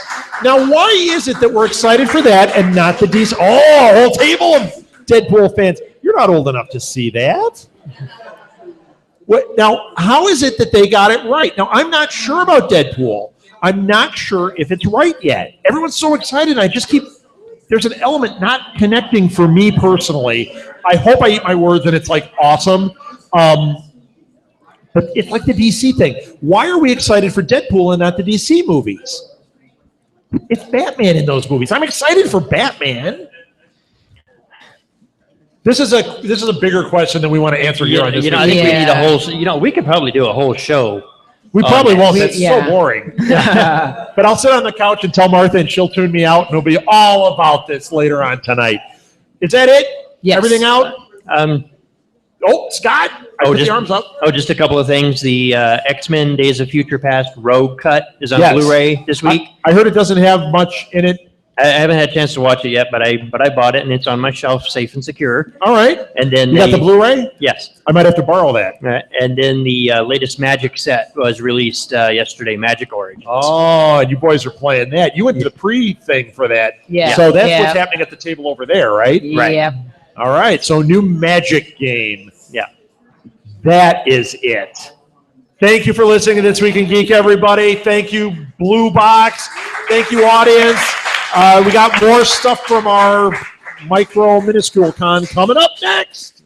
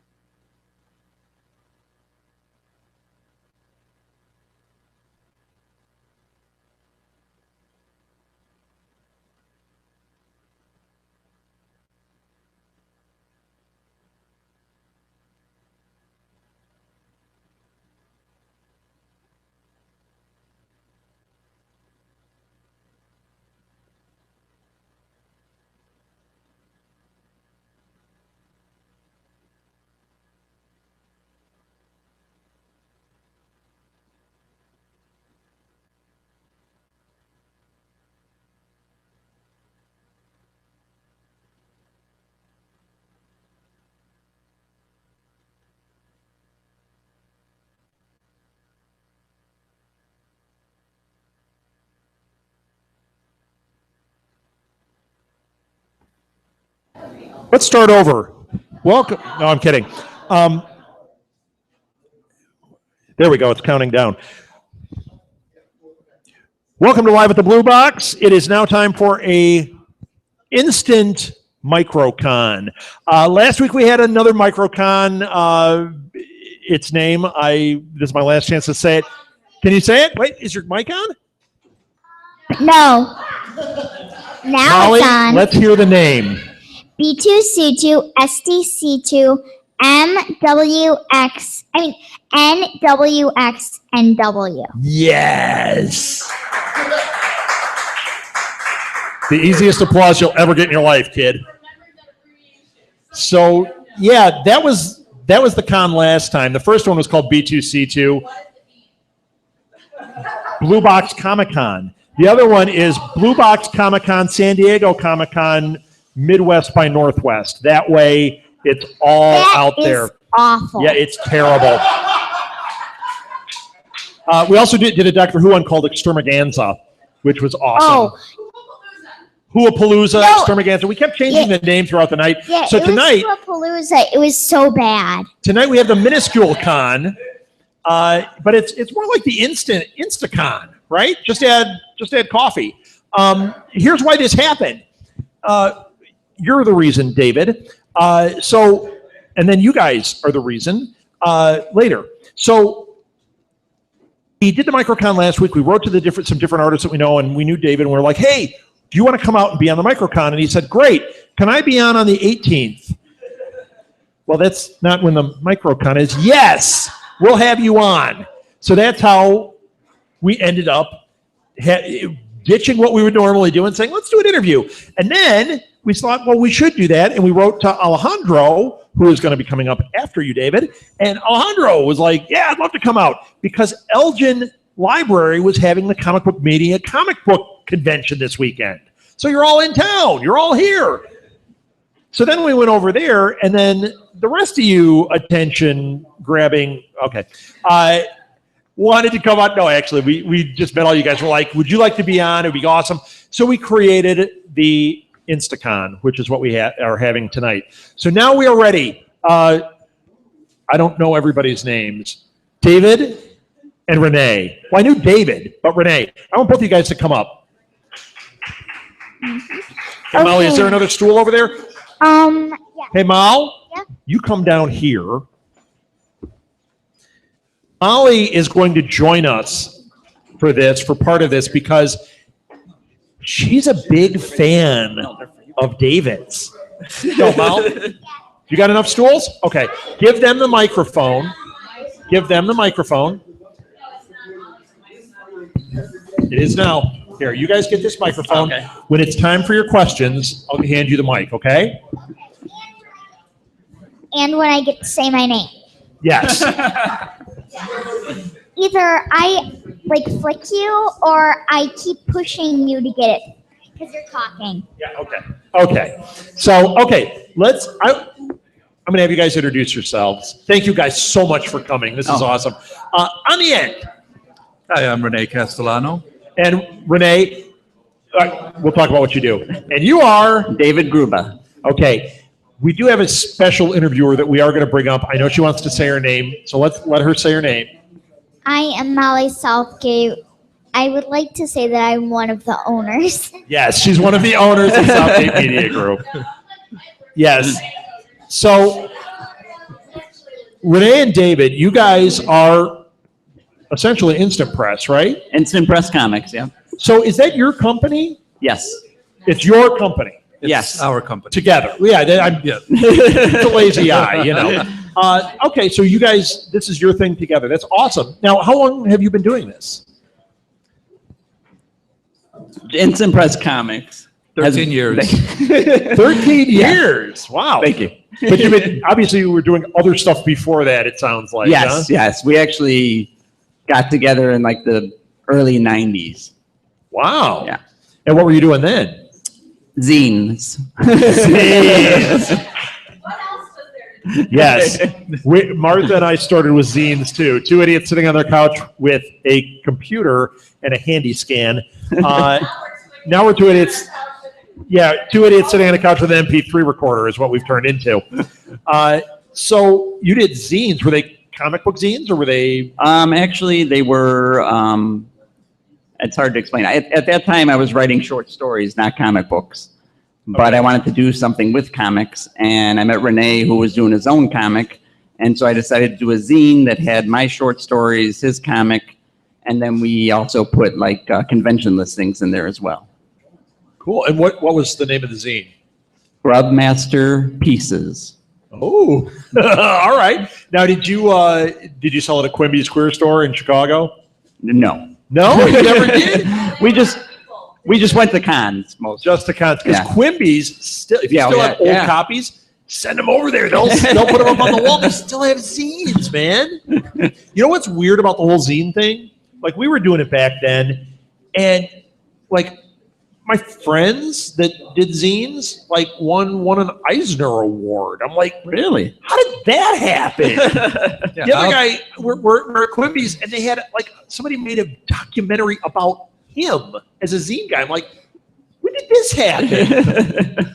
And how did it all miss us? Like completely. Yeah. So They were right.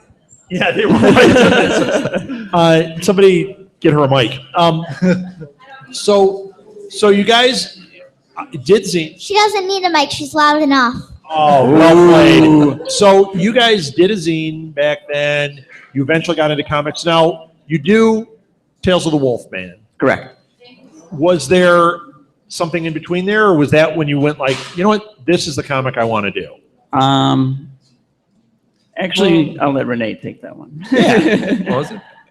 We initially when Instant Press set out, it was we had a group of writers and artists who had were creators of comics, and Renee put Instant Press Comics together to publish those people. Okay, that makes sense. Oh yeah. So it's an interview, Renee, right? wake I up. gotta talk. No, yeah. I was just kind of taken after Dave because Dave was trying to get a group of people to do these zines, and then that kind of fell apart. Sorry, Jerry. And then years later, I formed my own company. I searched out Dave, and then we got together and we were working on our own ideas. And it wasn't until years later, when none of the ideas were coming out, that we decided we would just collaborate and work on a project together, which was Wolfman. Excellent. Now, you have other books. There are other writers and artists involved with Instant Press, correct? Yeah. Yes. Because those, like, Are You There, Cthulhu is Right. not you, correct? No, it is not us. Are they still producing books through you? Those two guys, the artist of that lives in Italy. Okay. And I met him online. He's a really great artist. And the writer for that right now, I believe, lives in Portland. And he's a phenomenal writer. The artist works for Xenoscope right now. Okay. So he's doing a lot of projects. He just did like Robin Hood. And he's doing some other Like Wonderland. Wonderland and stuff like that. So, Okay. So he's getting recognition. But I actually was the first person to publish him here in the States. Oh. So Okay. I take credit for that. You're welcome, Manuel. I published a miniseries of his Distant, which he tried to shop around in Italy. They don't like the manga style. They only like the French style, from what he said. Yeah, right. They want it to all look like Mobius. Like Mobius, yeah, exactly. Just Heavy people- metal. If Yes. it doesn't look like heavy metal, they're not interested. They did not want it. And he could draw like That was inside baseball for those of you that don't know what we were talking about. But yeah, so I told him we publish everything over here. So I distributed the books here. Diamond distributed his books here. It did pretty well. And then he did the Cthulhu book. He did one other book for us, and it's been a Bakerville, yeah. So it's been a great relationship with him.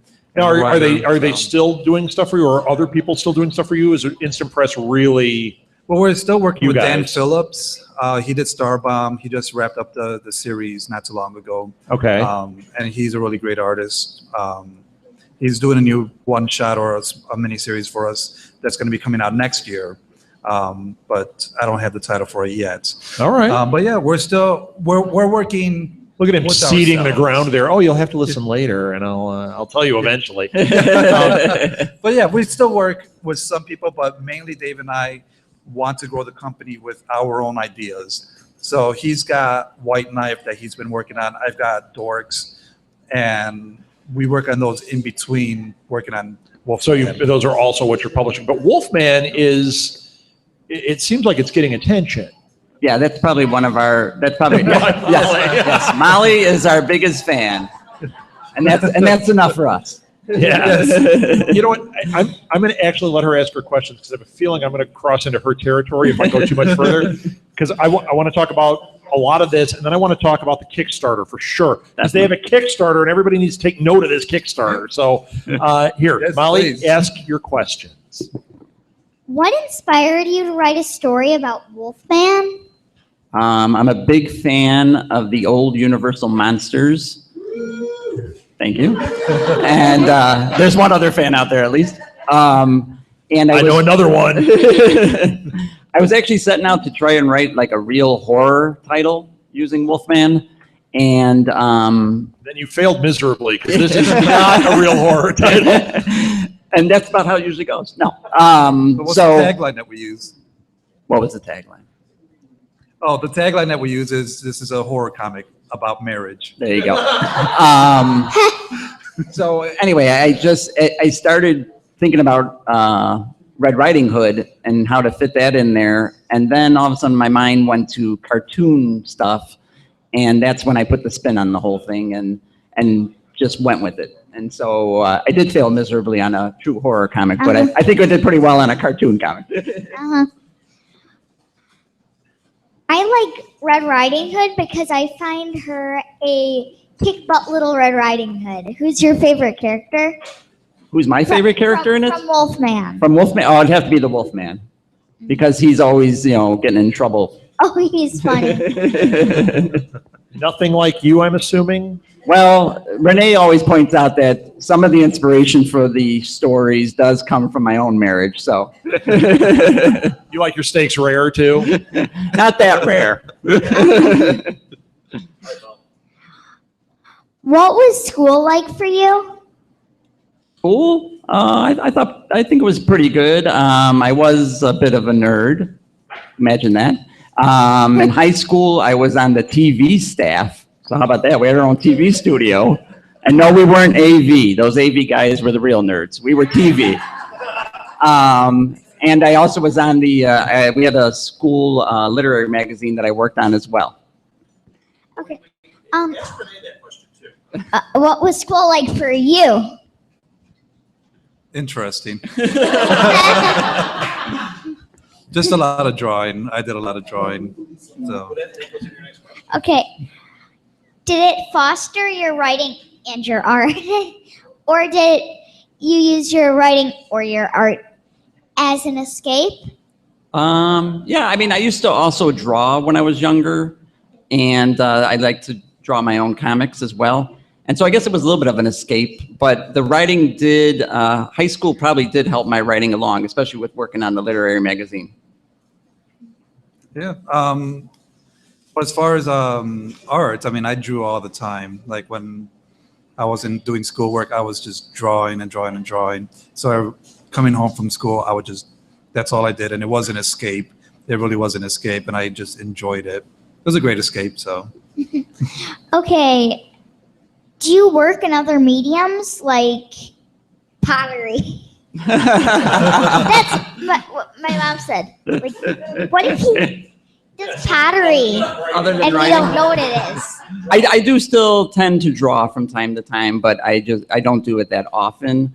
I've done painting recently and didn't enjoy it very much, so I found it a little nerve-wracking. So I kind of stick with the writing. Other mediums? Well, I mean, what types of art are you involved in? well, I do graphic design. Okay. So, I'm actually going to school for graphic design. He crochets too. Cross stitch? No. My mom did that. And then just a funny side note as far as other mediums. Dave and I took guitar lessons together for a while. We did. So. And we don't play guitar. Oh, you knew where I was going to go there. Like, you're going to bust out those guitars and play for us? Classical gas, like over and over.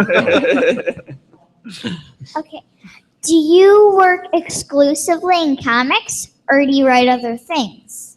Oh, I also write short stories. That's kind of how I started out writing with short stories. It wasn't until like the early 90s that I thought I'd take a crack at comics. And I still do write short stories as well. I belong to a writing group, and just to keep that going. Okay. Good night, everybody. Good night. Oh, wait. Wait. Oh, wait. Hold on, we have something for you. Wait. Yes? Since you're our biggest fan and you just interviewed us, Renee drew this great sketch card for you. Oh, thank Of you. Red, it's a card of Red interviewing Wolf. Thank you. Thank you. You're welcome. You're welcome. Wow, thank you. That's so cool. You're welcome. So I can only take credit for telling Renee to draw it. He did. And then 10 minutes after I started, he said, "Oh, you know what you should do is draw Red interviewing Wolf." And I said, "I'm already drawing that." writers, right? Right, yeah. They got all the ideas, they think. Yeah. That's right. So, okay. I want to hear, we got two of you here, so we got to figure out how to balance these. I'm going to do the same questions I was talking to the other guys about. Okay. I want to talk about, first of all, you're writing short stories. Do you have a particular genre you like to write in? Not a particular genre, but my influence is Robert E. Howard, Okay. who everybody knows as the creator of Conan, but he was a pulp writer, and he wrote westerns and horror and Tales of the Sea. I mean, he wrote a lot more than just Conan or fantasy. Yeah, he wrote And it. so He wrote he- a ton. In fact, there's a studio that recently got the rights to his catalog. Really? So I've heard that like all these weird things and different things that he wrote are like in development. All these different things are like, Yeah. this is a cottage industry right here that people don't even realize. All they know is Conan. Yeah, and he wrote so much in such a short lifespan. He died in his early, I believe he was like 30. He committed suicide. Oh, But he wrote so much, and downer. so he is a big influence on my writing, the style. Most of my short stories are short, and so I wouldn't say I write in a particular genre, but I write in a particular style. that makes a lot of sense. So did you like, speaking of Conan and that whole thing, are you a fan of like the Conan comics? Oh yeah, I really like the Savage Sword of Conan, the Yeah. magazine. That's I fantastic. collected that for a long time. I really love that one. The Alfredo Alcala did the artwork back then, which he is was just yeah. stunning artwork, I think. Like Renee's over there like, no, it's not as good as my Wolfman. No, I'm kidding. He would never say that, I'm sure. It's better. Yeah, it's pretty amazing stuff. Well, that's interesting. So I get that though. So you don't really have a genre, but it is that pulp arena that you're kind of in. Yeah, one person described my short stories as either somebody dies or there's already a dead body in there. So that's how most of my stories go. It's your starting point. Like you were in a writing class and they went, there's a dead body in the room. You're like, I'm going to use this in everything I write. Now, do you publish your short stories? I did. I have a short story collection that I did as a zine called Gruba Fiction. And really, I put it together because we go to comic book shows and artists can show their sketchbooks and things like that. I can't make people read my stuff, you Right. know. So I did. I'm going to stand here for 20 minutes and read this. Right. So I did what I call the writer's sketchbook, and it basically was just a sampler of 4 short stories by me. Okay. And I want to do more of those, and I did it in the zine style, just because I thought that was a nice way to do it. Yeah. And it had a nice pulp cover. So I hope to do more of those. But I also have had short stories published in a literary magazine called the Backstreet Journal, and because I worked was a writing group that I belonged to. Very cool. How about you, Renee? Who would you say inspired you? A lot of the comic strip artists, really, that's what I grew up with. So Strips or comic strips, yeah. Okay. So who would you cite? the the most obvious looking at the Wolfman stuff would be Bill Watterson. And a lot of people. Yeah, I see that in there. Yeah, a lot of people ask me about that. Or a lot of people come up and go, "Oh, it's Hobbs and Calvin. Why is Calvin a girl?" It's like, Really? You know, I have see the gotten style, that. but I don't see that in it. I've gotten that. So. So they But, try to get you to draw red peeing on like No, GM no, and things like that. No. I wish they would. We could probably make a lot of money. Yeah, right. Somebody made the money off that. I don't know if Bill Watterson did. You could draw that. No. Yeah. He licensed one calendar. That was it. Yeah, that was it. But that's a heavy influence. But that was kind of on purpose because for whatever reason, I just thought of doing Wolfman in a comic strip style. But my comic book influence is Jeff Smith, Okay. which is Bone. Yeah, Bone. yeah, Bone. So that's a huge influence. Yeah. So if you ever looked at Dorks, you'll see more of the influence in there. Oh, do okay. in Now, what is Wolfman. Dorks about? Dorks. I know. Dorks. Okay, Captain Obvious. What is it about? It's a comic that I did in high school, and it was about this one character who wants to create a gang, but to him, a gang is a group of people that hang out and have fun because he didn't have any friends, and his family abandoned him and all that stuff. That sounds like us. We play like a D&D game here every Monday night. That's our game. We're flashing symbols here. 20-sided symbols. Oh, I got Renee on that one. Sorry, man. Yeah, not that. So they're a gang of dorks. Well, it was supposed to be. Well, that's the leader's idea of what a gang was. The people he recruited didn't take it that way. They thought they were going to go out and spray paint and. So they thought they were a beat up gang. people, right? So there's Not a gaggle, but a gang. exactly. So Yes. they thought it was a gang. He thought it was like, hey, gang, let's go hang out like the Gang, Archies. like on You know? Mayberry. Yeah. Yeah. Hey, gang. Hey, gang, let's go hang out. Richie Cunningham. Come on, gang. Back in Dave's day. Yes. Oh, sadly mine too. But that's what Dorks is kind of about. Is it's just this hodgepodge of characters who just have a different conflict of what they're supposed to do, and a lot of it just is kind of it's just weird because most of the time they just end up arguing about what to do and they don't really do anything. So Great. yeah, So it's a comic about nothing. I think there was a show about nothing that was successful. You might have the key ingredients there. yeah, wasn't that The Good Wife or? Yeah, The Good Wife. That's nothing I want to watch is what that show's about. So, you're still making dorks I still am. Yeah, I'm still working on it. Don't tell Dave because he thinks I'm focusing on Wolfman. only on Wolfman, yes. Now, how often do you put a Wolfman out? Not often enough. Molly's- I'm sure. Yeah. She's going to start sending us hate mail pretty soon. Hate email, I should say. She's going to be a producer. She is going to be up everybody's rear end. Not fast enough and make the quality better. No, I mean, Stop ripping off Bill Watterson. I can honestly say I'm waiting on a script so I can draw. Oh. and I can honestly say I'm writing a script. Excellent. But, a lot of honesty here. A lot of sharing. Good thing this is a podcast. You can't see Renee shaking his head. Anyway. Yeah, but Meerkat can. Oh, Yeah, we have a live stream. oh, great. We're on the YouTube. I'm glad I wore pants. I am so glad you wore pants. And frankly, this is one of the rare times I'm podcasting with pants too. So No, I mean, we would like to be like on a schedule where we would say we're going to put out this many What's the schedule? Wolfman issues, but between other things, it's kind of hard to do that. Sure. But we try to put out an issue often enough that people remember it and people will still want it. now, do you find that you're selling them in stores, or is it mainly people coming to you at cons? Mostly, more so at cons. We have it in a few stores, but we do much better at cons, and we actually locally get a following, people like Molly, Yes. who run up to you and say, "I love the Wolfman." I mean, that was the best thing ever at C2E2. Yeah. Yes. The next thing was, and luckily we did have a new one. She why hadn't aren't read you yet, writing so- right now? Yeah. Yes. Luckily we had Now time. the podcast and right. We had Time of the Wolfman for her, so that was good.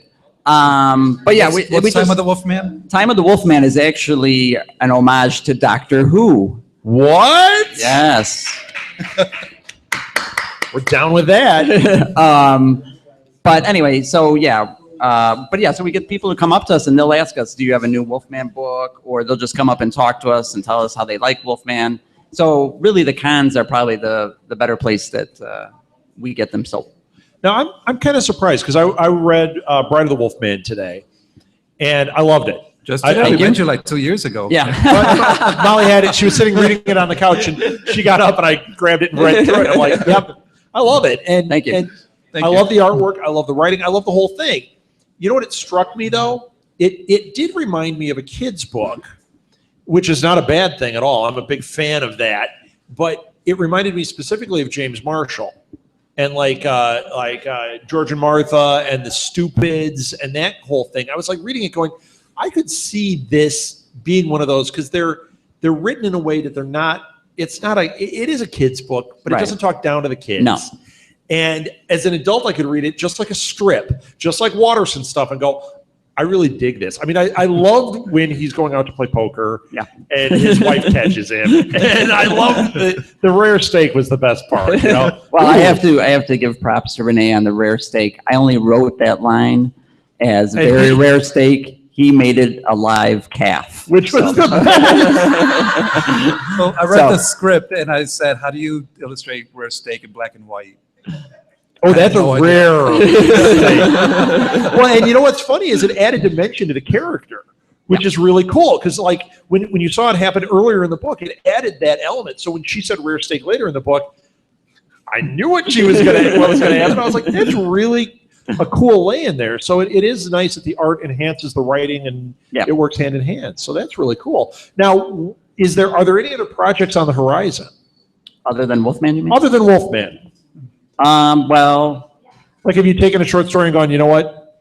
I want to do this. Well, when there was some project that Dave and I were working on that didn't fully develop, but when I read his script for that project, I was just in love with that script, and I said, you know what? You really have this knack for writing, like kid stuff, like Saturday morning type cartoons and everything. I Yeah. said, I had a character called Chow that I just never fully developed, and I said, why don't you write that?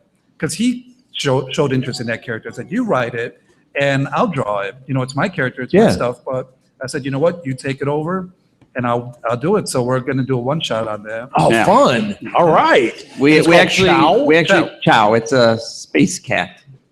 Space Cat. Cat. Yeah. Hey, Molly actually was writing a story called Space Cat. Oh no, copyrighted. Sorry. And I think he has ADD, so Oh, that's We'll do a okay. crossover. Okay, yeah, we could do a crossover. Yeah, we could do Space Cats. Space Cats. Yeah, actually, we have Yeah, with a Z. with a Andrew, Z. and Andrew Lloyd Webber is already on the phone suing all of us. We actually have in our we do once in a while we do an instant press book, which is like a sampler. Yeah. And our latest one has a Wolfman story, a Chow story, a Dork story, and also a Rebels story, which is another property of Renee's. So we kind of have done. I wrote the Chow and the Dork stories in those, so we've kind of collaborated on those characters already. But yeah, we are planning a Chow one shot. Oh, exciting. So anybody listening at home or anywhere, go to the cons, go to your website. I'm sure you list where you're going to be and find these guys. We've loved every time we see you guys, we talk to you. It's like, that's why we had to have you out. It's just always a good time. Thank Yeah. you. And I just really enjoy your work. Obviously, Molly enjoys the work quite a bit. And that's the biggest thing you're looking for is Yes. that generations can enjoy it to that degree, Yes. Yeah. Well, like I enjoyed Watterson as a kid. I'm glad that there are kids that are enjoying my work. Yeah, So- I get that. When she reads Watterson, Oh, and nice. she I had the anthologies, and she boom right through them. Loves it. She read all the Peanuts books. Big Charles Schultz Wow. fan. Yes. And we have a cousin that gave her all the old ones from the 60s and 70s, nice. like a big box. This kid read it in a month. She was like, done. Like, holy cow. That guy's whole life work, you read it a week. What the? No, but so I get that. It's really cool getting that kind of connection. So, Yeah. so what do you guys got coming up? Cons coming up soon? Anything people can see you at? We actually are going to be part of a graphic novel symposium. The symposium. Yes, Renee likes that word. Yes, it sounds very fancy. It's with Moraine Valley Community College. And this is, I believe, their third year doing it. So we are going to actually do a talk on creating and publishing comics, along with Kraken Print, who are going to talk about actually printing comics. Excellent. And that's on September 30th at Moraine Valley Community College. Cool. And can they find that on like your website? They will after tomorrow. Okay. Yeah. Cool. If you want, you can find us on social media too, though. If you follow us on Facebook, Instant Press Comics, we post everything on there as well. We're also on Instagram and Twitter. Excellent. Definitely follow these guys. Now, one last thing before our next guest comes up. You guys have a Kickstarter out there. That's correct. Talk about it. Tell them how they can support you. The Kickstarter is Tales of the Wolfman, and this is a anthology book. We go to so many cons. We meet a lot of people at those cons, other creators, artists, and we've gotten to know a lot of them over the years, and we thought it would be cool to get their take on our characters. Yeah. So this book love that. This book And I don't have has, to draw. well, you do have to draw You love one. that even more, right? But yeah, the book will actually collect Time of the Wolfman and Feast of the Wolfman by Renee and I, plus a new short from us.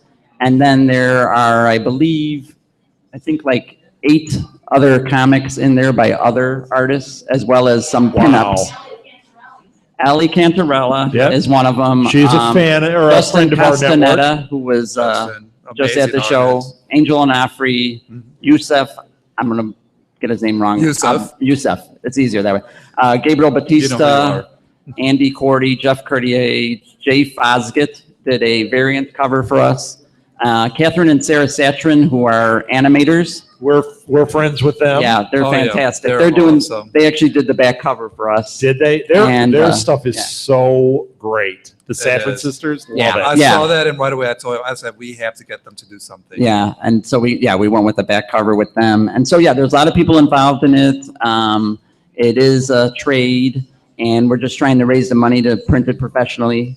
Excellent. You got a goal? I know you have Our trench goals in goal, it, but what's our the goal is $5,000. We are currently at We're currently 37 at 3740. all right. You're on your 3740. way. How much longer? well, we only have about 40 hours left. Oh my gosh! Yes. So if Okay, you, so people, I don't know if this is going to be on in time, but people at home, if you want to support Tales of the Wolfman and make this thing happen, get on that Kickstarter right now. They just look Yes. up Tales of the Wolfman. if you go to right? Kickstarter.com and search Tales of the Wolfman, you will find it. So we got another $1,300-$1,400 to go Correct, to make this correct. happen. Yeah. All right. Yeah.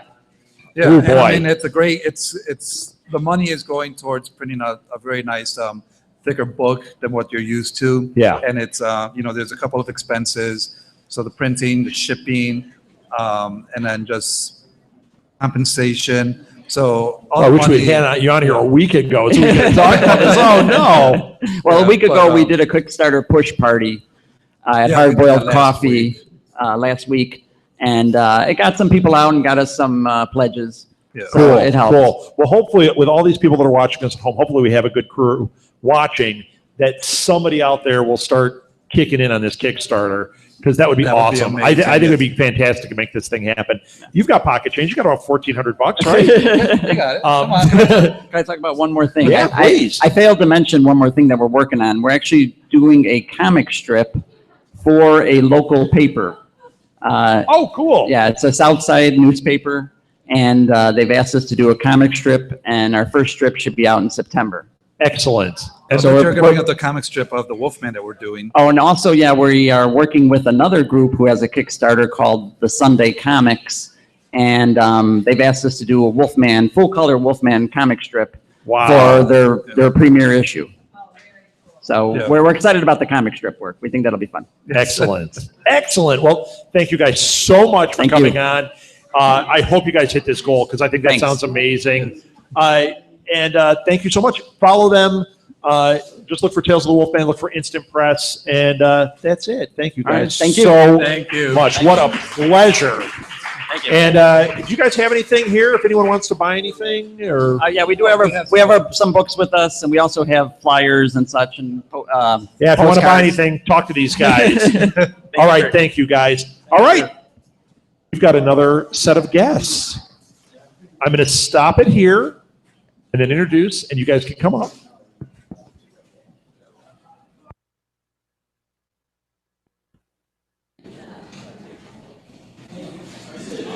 Welcome to Live at the Blue Box. It is time for another interview on our Insta Minuscule. You know what? Instant Press. We should call it the Instant Con because you inspired it. It is the Instant Con. So, all right. We're so far away from each other. Is that on purpose or what happened? It is. You guys had a long day at that con, and frankly, I didn't want to say anything. Thank you. Actually, it's probably me. So one of us. It's probably him. I put on deodorant all and right, showered, man. so I'm okay. So, okay. We've got some new guests with us here. And this is really cool because we've met a few times at Aw Yeah, and we've seen each other other places. This is our first time meeting. But I got to get names right. Actually, no, I don't. You can say your own names. Let's start with you. My name is Sharif Musalam. My name is Alejandro Rosado. All right. And, okay, the way this happened, we know Alejandro because we've met at Aw Yeah Comics a few times. We reached out to him and said, hey, would you want to be on sometime? And he was like, yeah, man, I'll be there Saturday. There you go. So that's how this happened, Yeah. which is great. That's how the whole night changed because of this. And then today, when we came and talked to you, Sharif was sitting there. Yeah. I was sitting there and he volunteered me. Yes. Well, you said, I'm driving him, so I guess I'm going. Right? I'm like, oh, no. So let's start with you, Alejandro. I know what you do, but tell people what you do. You're an artist. I'm an artist. Creator, co-creator. I do some writing. I'm also a graphic illustrator, cartoonist. Wear many hats, figuratively speaking. From Chicago, born in the South Side. That's why you're wearing a Sox hat. There you go, South Side. Yeah, graduated from Columbia College in illustration. Been drawing since I was like 4 years old. And I do like, kids books and, storybooks and whatnot. And I also do, I'm an instructor for like after school programs for kids, like in middle school, like teaching them how to do comics and how to transfer comics over to cartooning. So it's really fun. Yeah, because you kids don't, when you ask them, like, storyboarding is basically like a comic book, and it blows their mind, and they're like, this is how you do it, and they want to get more involved. So I do that. And as somebody that was involved in independent film, dying for storyboard artists. Yes. You've got your vision, and then you try and write it out, and you're like, I need somebody to help me visualize this. Like, I see it, but I need that storyboard artist. So that is a huge thing to get kids to understand that. Yeah. That's awesome, man. Yeah, it's pretty fun. So you graduated from Columbia College. We'll get to you, Sharif. You settled down over there. So you graduated from Columbia, and you obviously went for graphic design. Oh, yeah, graphic illustration. Okay. Like logos. Specifically illustration. Yes. So your thing is, I always call it just line art because that's really what that is. Is that really your thing, or I know you've dabbled in coloring. Do you paint? Oh, yeah. Actually, when I mentioned to people that besides doing digital coloring, I do acrylics and watercolor, but I learned digital coloring first. Then I learned how to watercolor. Oh, really? And then I learned acrylics. You'd think it'd be the other way That's around. kind of the opposite of how it normally goes. So that's that interesting. So when you do this, now, you know what? I'm getting too deep into that. I want to ask you a couple of things first. Sure. So, because when we were talking today, we were talking about some other things, and I want to address this. So, you do freelance. Yes. You have done stuff for Aw Yeah Comics. Yes. Do you do your own books? Yes. And are they under your own press? Yes. Okay. What do you do? Now, this is with Sharif, so Sharif's going to chime in here, I have a feeling. Correct. Sure, I'll try. Well, yeah, we do our own self-publishing of like a group of kids. It's like a modern-day Charlie Brown. It's called Sofa Kingdom, and our publishing is called Sofa Kingdom Press. It's pretty fun. I work on multiple titles, and just to self-brand ourselves, we always have something for the show, and why not have your own press? You got the web. That's why we started a podcast network. There you go. Well, why not? Yeah, why not? It's very easy these days where it's like you got a PayPal. You could Right. Have stuff shipped by the hundreds. You don't need the if you wanted to do 15 books or 50, the technology is out there, and Right. for us, you know, Well, we were talking about zines earlier. You know, when we did our zines, it was you'd go to Kinko's at 1 a.m. yes, because the guy wanted to get out of there, yeah, and he had to work the graveyard shift, and you'd be like, "Oh man, I got to print this zine," and they'd always like print an extra like 100 Yes. copies because that was the guy at 1 a.m. and like we had like that those guy. days. You know, we didn't have to do that. He used his charm. Like he gets Yeah, free stuff come all the in and time. charm and walk out, and I have a bag of. He kind of paper. battle. He bats his eyelashes at the girls or So you something. put the whammy on them. There you go. Yeah, I walk in and they charge me twice. 3 times over. they knock you over the head and take your wallet. What? So, I mean, that's how it was then, and now it seems like it. Once again, going back to like indie film, when indie film got really big, like when Tarantino hit and Kevin Smith hit and Robert Rodriguez hit, and everybody was like, "Man, I got to make independent film because I kind of have this technology." And then it got really expensive again, Yeah. and that's what happened with zines. It got really expensive all of a sudden, and it seems like we're back to the Renaissance. You can shoot a film on your camera. Yes. You can have PayPal, and you can ship to whoever. You can be your own press. Yes, That's wonderful. it is. And I'm noticing more people doing that. Like we were talking about doing, because we branded ourselves as a media company, okay? Mm-hmm. Because we try to do anything that somebody comes at us with creatively. We're Yes. like, how do we make this happen? Mhm. And we've talked about like, we could do comics, we could do this, but there's a cost involved and there's that prohibitive thing. And I love it that you're able to kind of work around that barrier because you're doing the creation part of it. Yeah. So Oh, yeah, how did you end up with Oh Yeah? Oh yeah. Oh yeah. Oh yeah. Oh yeah. Oh yeah, There that you go. company. Yeah. Actually, I've known Art a long time ago, like zillion of years ago. Actually, I used to see him at like the small cons in the city. Yeah. One of the hotels. That was the Ramada. Yeah, the Ramada. by one was O'Hare. open. Oh I wow. go back that far That's going back. It is. and Actually, showed even me, before that too. Wasn't it high school?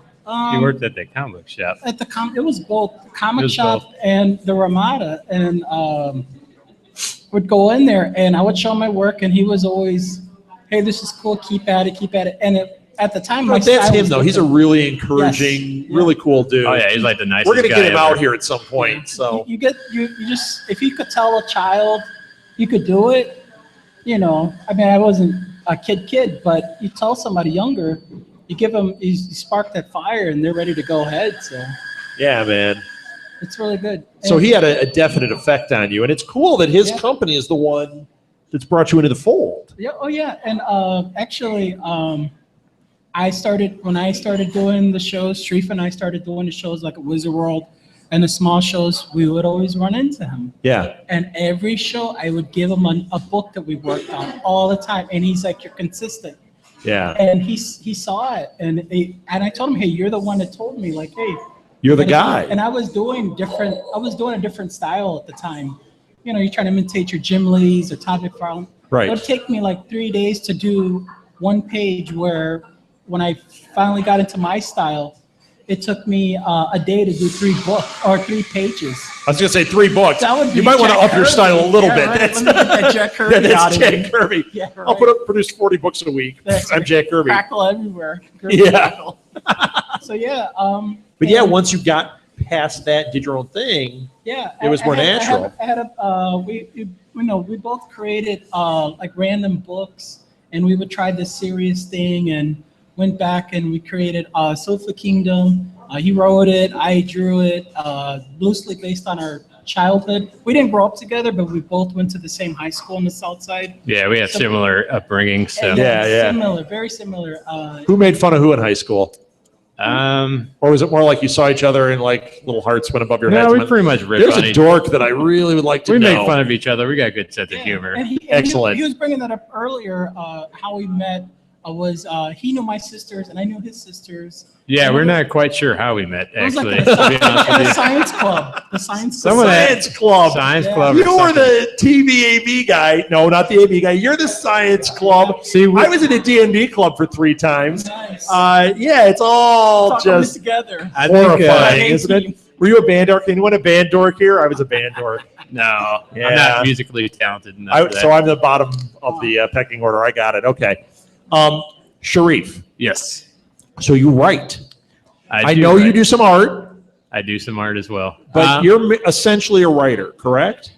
Yeah. Basically, actually, if you want to get technical, I drew the first comic strip for Sofa Kingdom as a joke. Yes. Like we were trying to do a serious book, like you said earlier, called Outcast. And, when you're young, you think you write the most awesome story and everything. Right. It was terrible. Hard. It was terrible. So what ended up happening, he's like, well, if I'm drawing this, why don't you just do something, like draw something? So Sofa Kingdom came involved. I just drew us as kids with drew in a third character just to have someone else to bounce off of. I showed him the strips, and he says I could draw. I was like, this is horrible. Why don't you draw it? Right. And kind of. But he's wrong, isn't he? I like his drawings. Yes. I mean, I do. I thought the stuff you showed me was really cool. Martin, thank you you. saw it. You liked Sharif's drawing too. Yeah. Thank you. I don't know. I still think I'm horrible, but I'll go with it. I'll take the praise. You know what?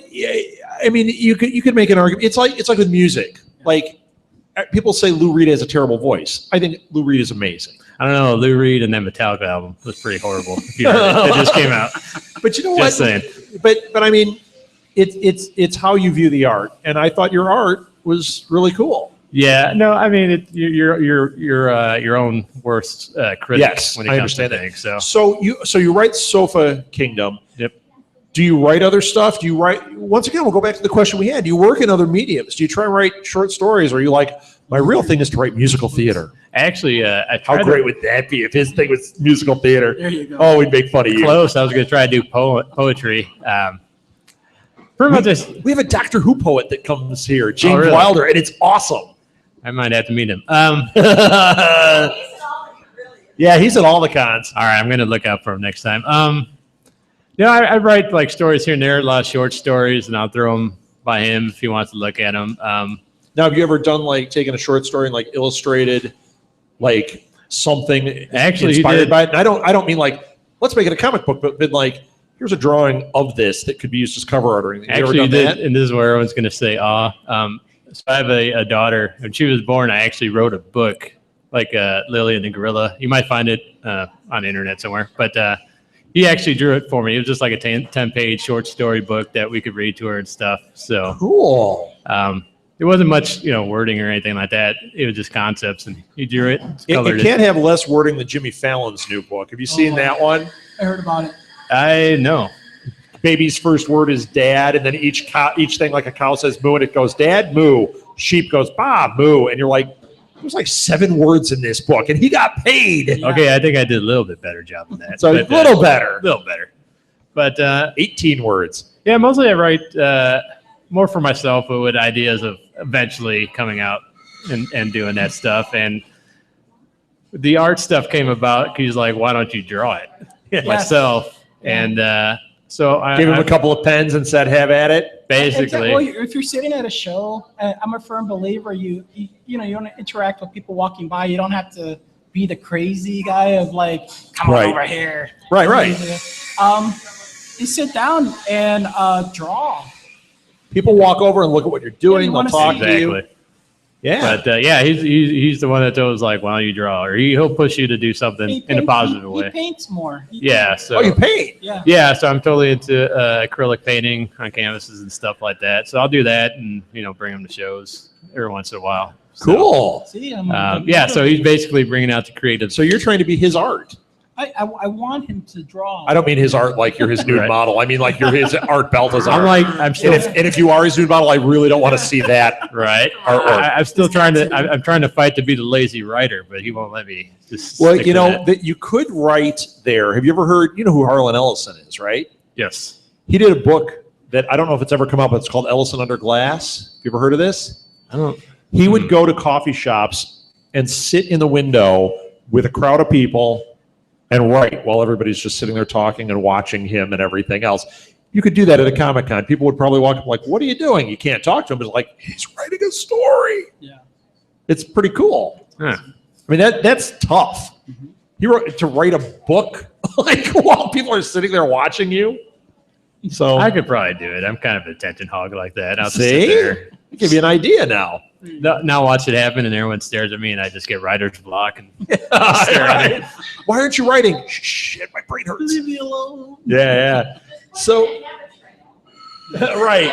It's 40 people run on the wheel. Oh, now I'd pay for that. Now, okay, back to you, Alejandro. So let's talk about, we keep talking about this, like, I know art inspired you to do stuff, but who are the artists that you're like, and you know, when we ask that, sometimes like comic book guys will be like, oh, it's Jim Lee, but other guys might say it's Van Gogh, or it's the guy who did the illustration in, you know, whatever magazine.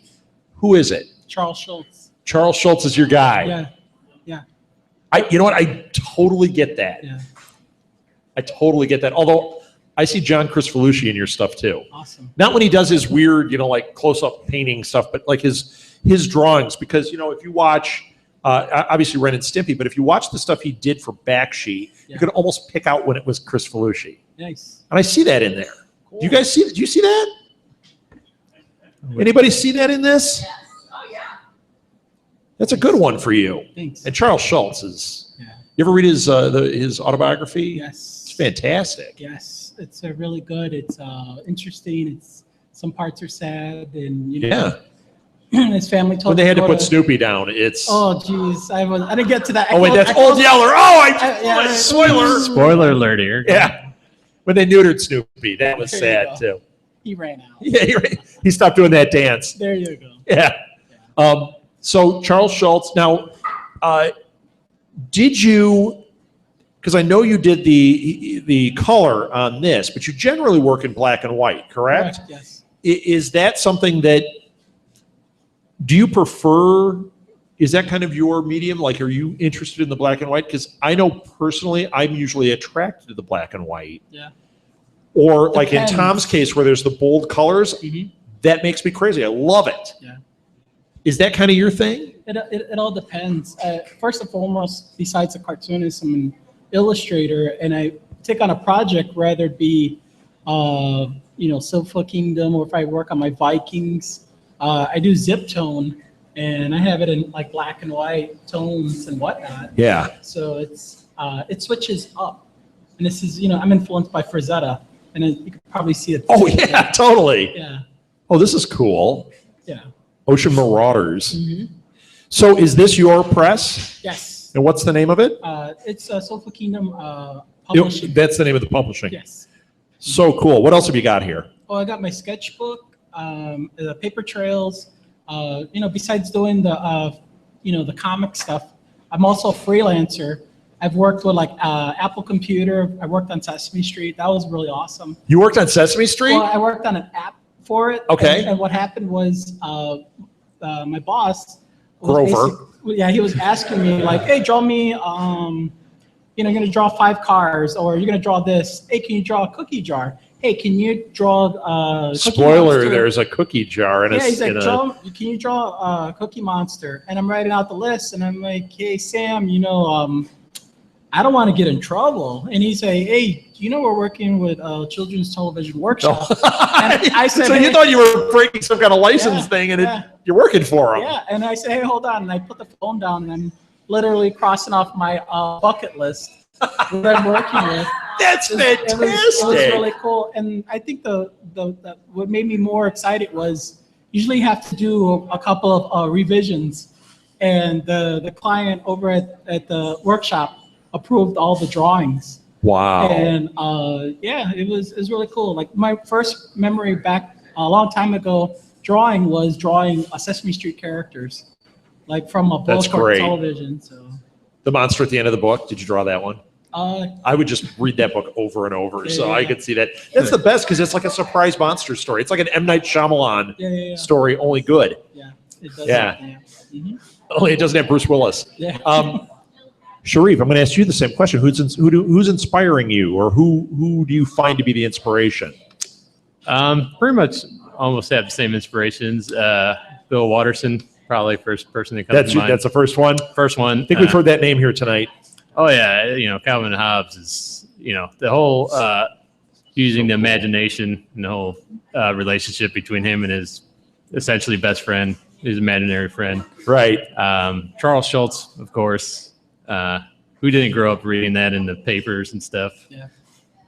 You know who I don't hear that just came back into the fold is Berkeley Breathitt. Yeah, I love it. Yeah, he just brought I that love to my his artwork, attention. man. We're posting all his pages. They're just great. They're so good. Internet. What is this? Prince's undergarment? Yeah. It's like, what? Go back to sleep. So good. So good. I remember I used to get the Doonesbury books out of the library, and I didn't understand them, but the artwork was so cool. I just always loved that. And then I found Bloom County, and I was done. There you go. So yeah, man. Build a So build a cat. So you wrote this kids book. Is that kind of your thing? Is writing kind of like, I don't want to say children's stuff, but something from kind of that innocent standpoint, or Really the like in Sofa Kingdom's origins, it was all right. Let me try and write something funny, and then right away I started thinking about our childhood, like growing up, and similar stories where you go, oh yeah, I remember when you had a certain toy and this happened, like your brother or someone broke it or something like that, and just kind of the hijinks that would happen there. And I would say, I would share a story from growing up, and he's like, yeah, that happened to me too. So it started off from there, and then basically the writing of Sofa just became me wanting to make him laugh. Yeah. excellent. So that was So pretty he much- became your audience that you were right. playing Like if to. I knew if I could make this guy laugh, it'd probably be funny. Not to say he doesn't laugh at a lot of things, but I'm like, if he laughs really good at it, I'm like, Then you know mission you had something. accomplished. Awesome. At the same time, too, I would throw it off, like say my wife or my daughter. She's 5 now. I'll say something or explain something to her and see how she reacts to that. So That's a good Bill Watterson. He would do that. He would show his wife, and he meant it only for his wife. If she didn't find it funny, he went back. He ripped up the paper, and he didn't. Wow. dig it. Right, But yeah, If he so- thought it was funny, he moved on to the next. yeah, thing. same Good concept. thing she had good taste. Yeah. Right. And my wife has a weird sense of humor, so if she doesn't find it funny, I'm like, oh. See, my wife doesn't listen to me. So I try to do it to see if she's going to find me interesting, but not at all. Yes, she got me people to talk to. It's Talk about all those things with other people. Yes. So have you got any new projects coming out? It sounds like you've got just lots of stuff, but Sofa Kingdom, is anything happening with Sofa Kingdom? Well, with Sofa, we always try to do a book for, say, our Chicago shows. We always have a new book. There's always material. Like mentioned before, he's the writer, I'm the artist. Yeah. Now it's flipped around where. Right. more Wait, so are you than- writing? I write He- skits. Yeah, he'll write and then I'll draw skits too. Yeah, if and you it's- notice some of those, or those 2 books actually, I Yeah. did draw a couple pages too. Yeah, That's it's awesome. fun. Yeah, he did the back. Yeah, I know he cover. did the back cover. This is Sharif's art that he said is terrible, and he's Yeah, it's wrong. It's horrible. really good. Yeah. It's really fun. We've been doing Sofa Kingdom for the last it's going to be 10 years. Yeah, it's been 10 a decade, years. yeah. Wow. And we have baby steps, but we're going to be we'd like to do a Kickstarter for like a big old. I know somebody that might be able to give you some advice on starting a Kickstarter. They're right in the room, right These there. guys over here. Hey, what's Yeah. up? Yeah. We got like 10 years.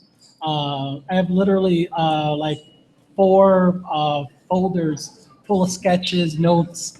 The very first character design, this kid wears a luchador mask. He wore like a Boba Fett helmet. but Yeah, we we're don't wanna very get too- Star You don't wanna get Wars. to- Disney does like to sue people. Yeah, they sure do. So, Yeah. he had different masks, and the kids are like rounder. Now they're like, more leaner, and they're more developed in different sizes Yeah. and stuff like that. Well, the styles evolved And over it's, uh, time. Oh, definitely. Exactly. So more characters. So we're still putting it together, but if we would like to do one giant book, Yeah. and just to have it out there to say, hey, this is something that Like an anthology of Sofa Kingdom. because we're actually from the our followers go back to MySpace days. We were making we would do Wow, that's when Yeah. Jessica Tandy was alive. yeah. We Is did our- MySpace still around? Then Yeah. I think It is. There Oh, are wow. a couple of bands that still have it, I There think. you go. we And should start a band. yeah, we should. Yeah, the Tandies. Yes. That's cool. You open for the Brimleys. Here you go. Take care, everybody. Good Yeah. night. Don Bettis. Yeah. Is that how he says it? Did I get that wrong? Yeah.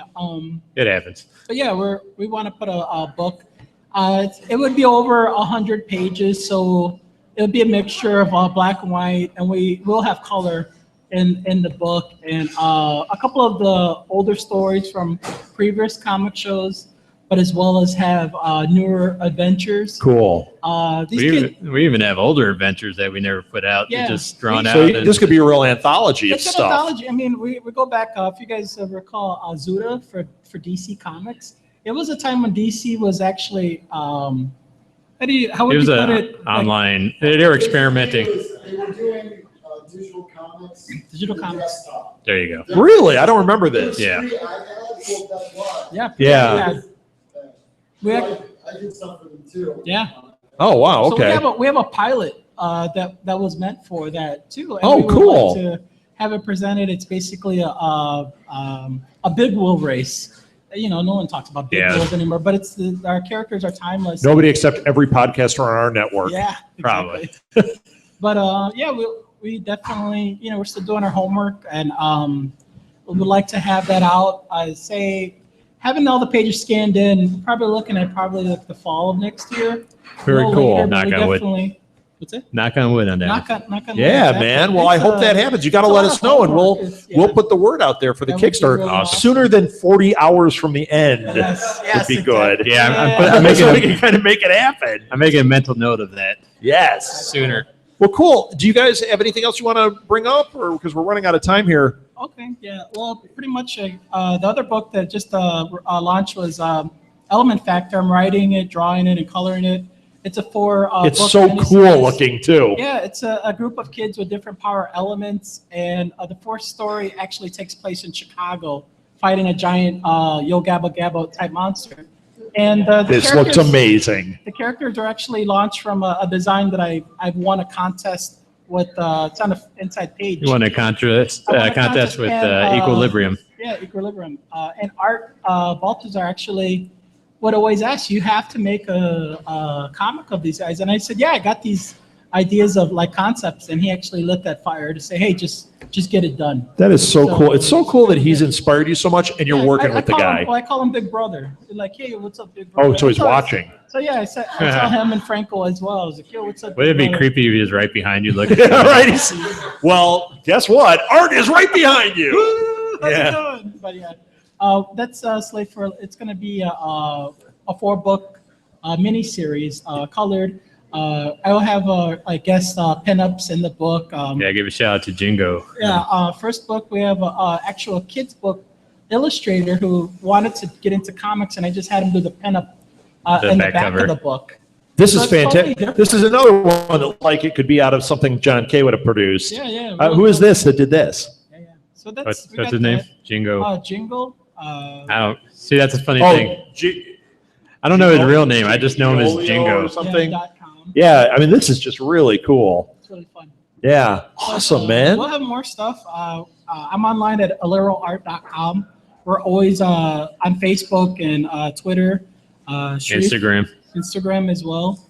Yeah, and you have a Tumblr page too. I was going through that, seeing the sketchbook and everything. Really, really fantastic. I'm always posting. I'm He's an online media like savant here. Is he? Yeah, oh, yeah. He's on everything. I'm like, what are you talking about? What's this Tumblr thing you speak of? Yeah, I've had to become that. It's like you mentioned before. like just always on and always figuring out what's the best way to tweet this and get this to Instagram and all that. So I get that. It's like a full-time job, but you got time to draw too. You got to. Yeah. Well, you've drawn like 50 things while we've been sitting here too. Oh, so that's true. So cool. That's awesome, man. So, all right. Well, thank you guys so very much. Thank you very And much. Thank you we for will having definitely us. put links on the page for you guys. Thank you, Blue Box. Thank you, Sharif. Thank you, Alejandro. You guys were awesome. Yeah, Sofa King. An Element Factor. Awesome. Thanks, guys.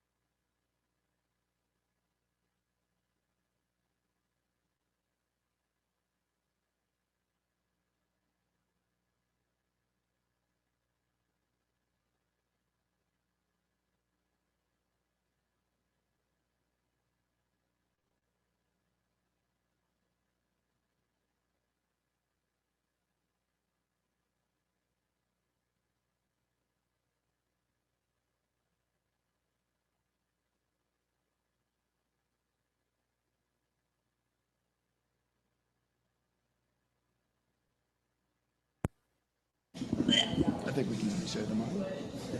Trade on. I mean, we'll see. All right. So when you're going to debate it out, just grab a microphone and talk.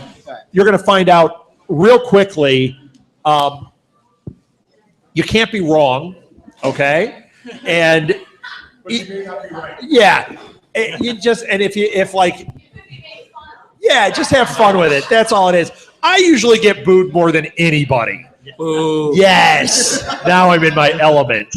So, all right. I think we're recording. I'm warming up. Go. Boo. Yeah.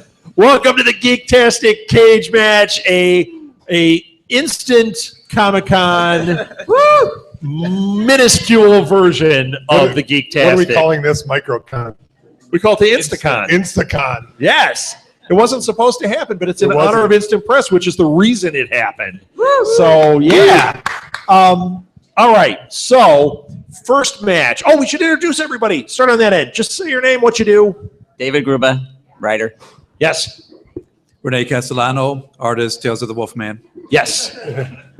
Tom Kelly, artist, illustrator. Yes. Scott Salmons, All right. Male podcast model. contributor. Yes. International man of mystery. Yeah, really. And I'm That's Scott Danger Salmon. Scott Danger. My name is Chris Now, co-owner of Blue Box Cafe Yes. and host of several podcasts. Lots of stuff Lots here, of yes. stuff. Yes. So, yeah, how awesome is this place? How good is the food, too, man? Very good. Yeah. It's really awesome. good. It's awesome.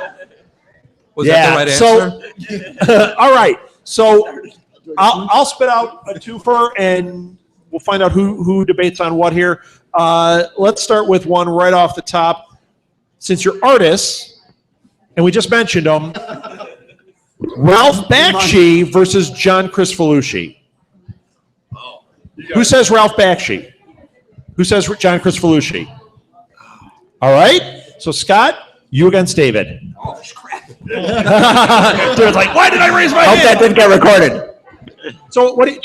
You've seen this before, so you go ahead and start. You said John Kay. What's up with him? John Kay, just no holds barred.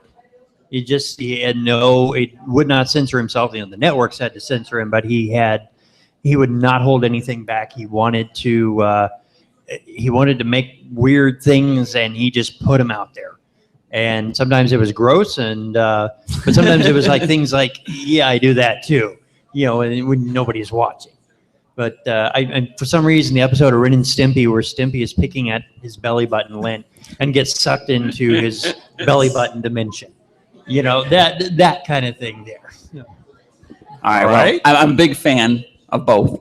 But I think maybe for me, it's more just because Bakshi came along first, and I just loved his stuff. I saw Wizards at a very young age, probably too young. Ooh, Wizards might be a trump card. yeah. Actually saw it at the theater and just was, blown away that this was, a cartoon, so to speak. And I always remember that at the theater, there were people walking out of there dragging their little children because they thought they were seeing a cartoon.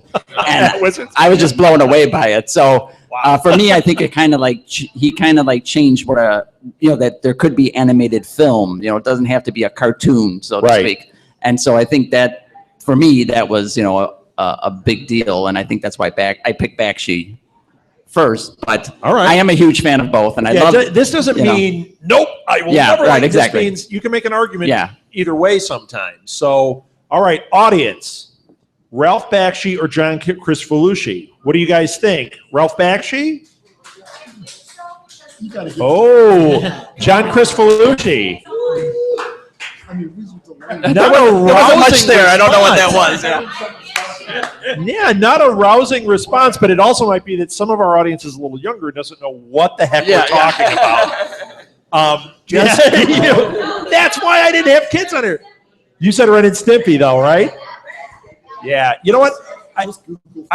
It's so hard because I get what you're saying, but John Kay worked for Bakshi, and if you watch Bakshi's later stuff, it is so inspired by the time with John Kay. And the Mighty Mouse. Obviously Mighty Mouse. And when John Kay left him, Bakshi just took his old storyboards and made those the cartoons. It was still Crisfalucci's work. So that's a tough one. Yeah. It's a tough one, man. But Wizards might be the trump card, man. What a I movie. I have to say, on the Ren and Stimpy episodes, I would say the one that was the best for me or grossest, whichever you want to choose, was when Ren had a bad tooth.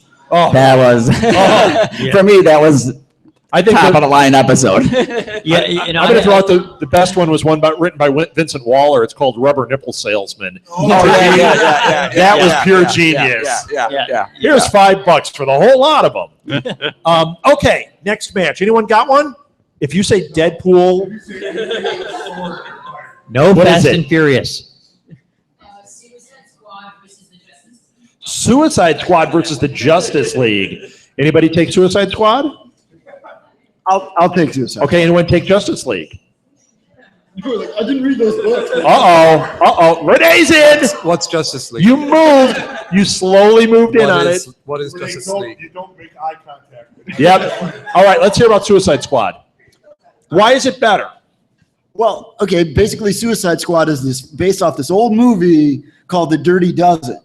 Suicide Squad, they die. Like in that movie, they die. When you read those comics, which you should really read the comics, because Amanda Waller's she's the one who tells Batman to shut up, and he just shuts up. Yeah.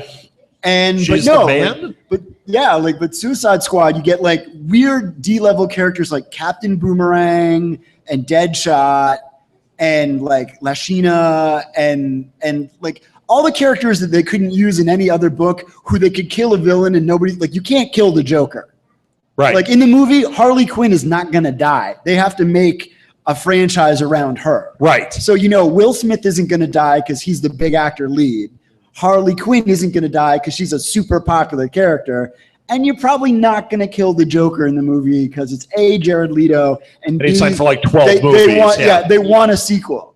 But the Suicide Squad is so much better because they're expendable. Like when you watch The Dirty Dozen, you've got Telly Savalas gets blown away. Like he's a big name star. You've got like so many other characters who are just like in that movie, just going like, we're only sending you because you're totally deniable. We can just write you off and it's okay. And like that's a great premise. When anyone can die, you're like, you get so attached. It's like Lost. When they killed off a character in Lost, you just scream and go, no. So Justice League, Renee, you move towards the mic. Are we talking about the movie, the trailer, or just in general? He's talking if the characters. If there's a defense for Justice League, it's going to be the animated series. Yeah. Yes. That's fine. That's fine. Because he took the story of the Suicide Squad. So go ahead. However you want to do that. Justice League, the animated series, was the most amazing thing ever. Yes. Bruce Timm and his house did an amazing job at getting a collective of characters. And especially when they did Justice League Unlimited, and they had all of these B characters. They had Mr. Terrific. They had Shining Knight. They threw everybody in there, and it was just amazing. They threw people in there just randomly, and it was amazing. When they threw in Hawk and Dove, that was just crazy. And then when what's his name, Speedy popped in, it's like, oh, what's my old sidekick doing here? It's like your partner. It's just like who's this guy? But they're just throwing them in there, and you just felt something for these characters. It was just an amazing, hodgepodge of everything. It was a great cartoon. The trailer, don't ask me about it. Okay, okay. Before we get into that. So, all right, audience, Suicide Squad or Justice League? Justice League. Suicide Squad, anybody? You know what? The Cyclops family ruled that one. So, I think when the movies come out, there'll be more awareness of both of them. And I think the ghost of Lee Marvin is just shaking his fist. I think it would be interesting to bring this back Could you up. please check if Lee Marvin is dead? Quick, look it up. Lee Marvin. I'm pretty sure Abe Vigoda killed him. We determined Abe Vigoda is not. He's on a celebrity death watch with us. All right. Anyone got another one? That was a good one, Edward, for the first time. Go ahead. Lee Marvin's only been dead for 30 years. Wait, what was that? Oh, we're doing a Doctor Who one. Matt Smith or David Tennant? I'll chime in on this one. Okay. Wait, who says Matt Smith? Oh, I'm Matt Smith. And I'll take Tenet. you'll take Tenet? Chris is out on this one? Oh, you're going to jump in. That's for sure. Grab that mic. Although I will say Eccleston is my favorite. Eccleston's your favorite. You want to beat him up? Sorry, Eccleston is the best doctor. That is Tom Baker is the best doctor. Yeah. Just so you know. I will chime in for Tom Baker. He was my first. Actually, McGann might be the best. McGann might be the best because of all of his work. Yeah, those with audiobooks the and everything. audiobooks. Yeah. But I would also say Tom Baker is the best on the. Yeah. Hey, this is David Tennant. Geektastic Martha Southgate style. Martha versus the audience. It's 1 versus 100 almost. We've got so many. Okay. Matt Smith. I'm Matt Smith. All right, let's hear it. All right. First off, coming off of David Tennant was just too silly for me. He got what I call Jim Carrey angry, which was just so silly, and I could not believe whenever he got upset. When he got upset, it was more of just like this weird. I just wanted to laugh. He's doing it right now on the TV. Yeah. He's making them funny faces. I cannot take that seriously. But Matt Smith coming in was just so funny. So you found Matt It's Smith. still silly because when Matt Smith got upset, he was upset. When he was funny, he was funny. All right. That guy had charm. Tennant, I don't think has any charm. Tom, what do you think? Well, what I'm going to say about David Tennant was, it's great because in his run, they actually brought back like the most Doctor Who stuff. Like K9 shows up, Sarah Jane Smith shows up, Davros shows up. I mean, if you're a hardcore Doctor Who fan, you got a lot of Doctor Who stuff like during his run. Is that because they ran out of things to write about, so they had to bring something back for him to play with? I mean, and I hate to say it like that. Did Russell T Davies capitalize on all of those things he brought back when he did the Sarah Jane Adventures and Torchwood and all that stuff, where he brought those back? They're not that they weren't great shows, but I think that they relied on that crutch to further expand that universe of what he was pushing. So I don't know. Sorry. No, it could be. I mean, also don't forget that, I think it's like, Tennant's run, he gets to really start using the sonic screwdriver again, because Eccleston, he was pretty much the psychic paper guy. Yeah, he was very psychic. I mean, it makes sense. He was going to be like the stripped down version. Yeah. But he was the angry doctor. Right. He was awesome. But yeah, he was. I love the War Doctor. If you're going to go angry, well, we didn't get enough of him. John Hurt. I would still say that Matt Smith was way angrier than those two, and Peter Capaldi is even angrier than anybody before. He's just it's PO. the eyebrows. It is. It's the attack eyebrows. When they said that, I thought that was like one of the best lines ever. So yes, of course. Yes. That's the intensity of Matt Smith. I also got to give it up to David Tennant's doctor, because there's only so many doctors who've actually sort of just lost a companion. Most of the time they leave him, or he sort of tells them they got to go. Yeah. There's only 1 or 2 that ever just doesn't have a choice, and the companion just goes. And it's, Tennant has one with Rose, because she goes to the alternate dimension. Right. And, Spoiler. And 10 years later, it's okay. We're in the room.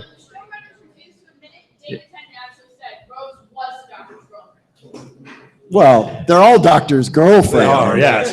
They So, are his okay. companion. Are we talking about Venture Brothers now? Or Yes. Before we do what I want to do with this, I want to get the audience. David Tennant or Matt Smith? David Tennant? Oh, Matt Smith. Holy cow! I didn't see that coming. Hey, there's a ringer So there. you're the Matt Smith guy. All right. There's a Now- ringer there, a fangirl. Now, wait a minute.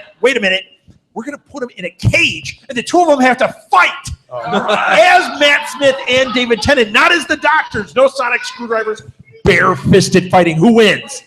Who wins? Matt Smith. Matt Smith. Why Matt is Matt Smith? Matt Smith is bulked up. You should see him for Terminator. He's pretty thick. All Did right. you see them next to each other in the 50th? Oh, yeah, it's exactly. like this little thing. Exactly. Okay. In that 50th, I mean, it looked like he was just. David Tennant just looked so silly. He made David Tennant made Matt Smith look like the most serious actor in the world. No, Yeah. I think Renee has a little crush, is what I think is going on over there. Actually, I'm sorry, if I did have a crush, it would be on Nicholson. no, if you actually want to see Tenet be serious, you What should did you say about Jenna Coleman? Broadchurch. Broadchurch, Like, yeah. he's So, really okay, so good. you guys are clearly saying Matt Smith wins in a cage. What do you guys think? Does he win the fight? Does anyone think David Tennant wins in the cage Christopher match? Eccleston. They're fighting. Oh, because he's smart. Hey, hold on. But of all the doctors, would John Pertwee win in any cage match against another doctor? You mean fighting? Yeah, he was a spy. John Pertwee was a spy. He was a 007. Actually, Yes. Yeah. I'd have to, and he always did like kung fu movies. yeah, as a doctor, so. he was like the James Bond of Doctor Who. Once again, if we're talking age to age, John Hurt wins because he's John Hurt. And he can put the hurt on anybody. An alien exploding out of his chest. He's in. That's it. He's a winner. You know who doesn't win? Peter Cushing. All right, we need another cage match. What do we got? Anything? Anything? Okay. All right. What?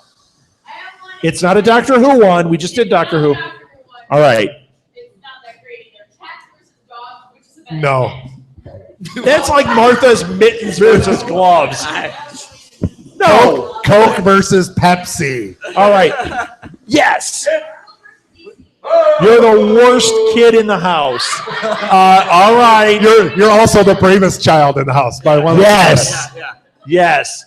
What about sci-fi cats versus sci-fi dogs? Oh, shut up. Shut up. Wait. My mind is blown. Before we do, I want to do that one so bad. Live action. but Live you- action sci-fi cats versus no. Sorry. Okay, we are going to do that first, and then we'll do Marvel versus DC. Sci-fi cats versus sci-fi dogs. Who takes sci-fi cats? I don't even know what we're talking about. What is a sci-fi cat? Who was the cat from Thundercats? That would be a sci-fi cat. Lion-O. That was Oh, wait a I'm minute. just saying. Sci-fi dog. What's a sci-fi? No. Astro from the Jetsons. Astro. All right. Astro. So it doesn't matter. We're not going to name specifics. You've already named a couple here. What about the dog people from Tank Girl? Another kangaroos. All right. So, yeah. So, all right. Who takes sci-fi cats? How do you not take Lion-O and sci-fi cats? It's you. And who? Oh, I'll take cats. you're taking cats. Who takes sci-fi dogs? I'll take dogs. All right. I was thinking Let's dog. hear it. Let's hear it. You go first. Thundercats. Thundercats is a incredible fighting force. He-Man's Battle Cat. Oh, Battle Cat! Battle Cat in Got in another full, one. in full battle mode. Yes. What was her name in that? Eartha Kitt. The black.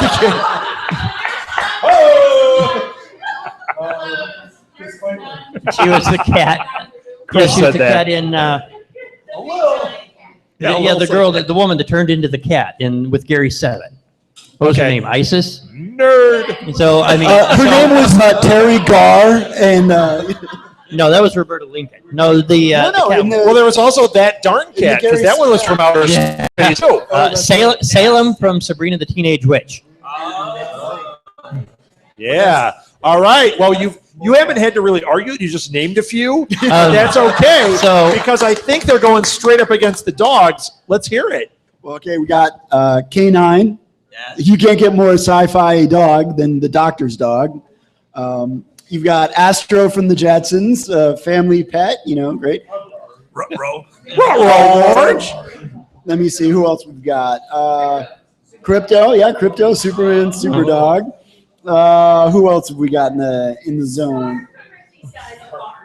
Well, then I put in Streaky Streaky, yeah. Snarf.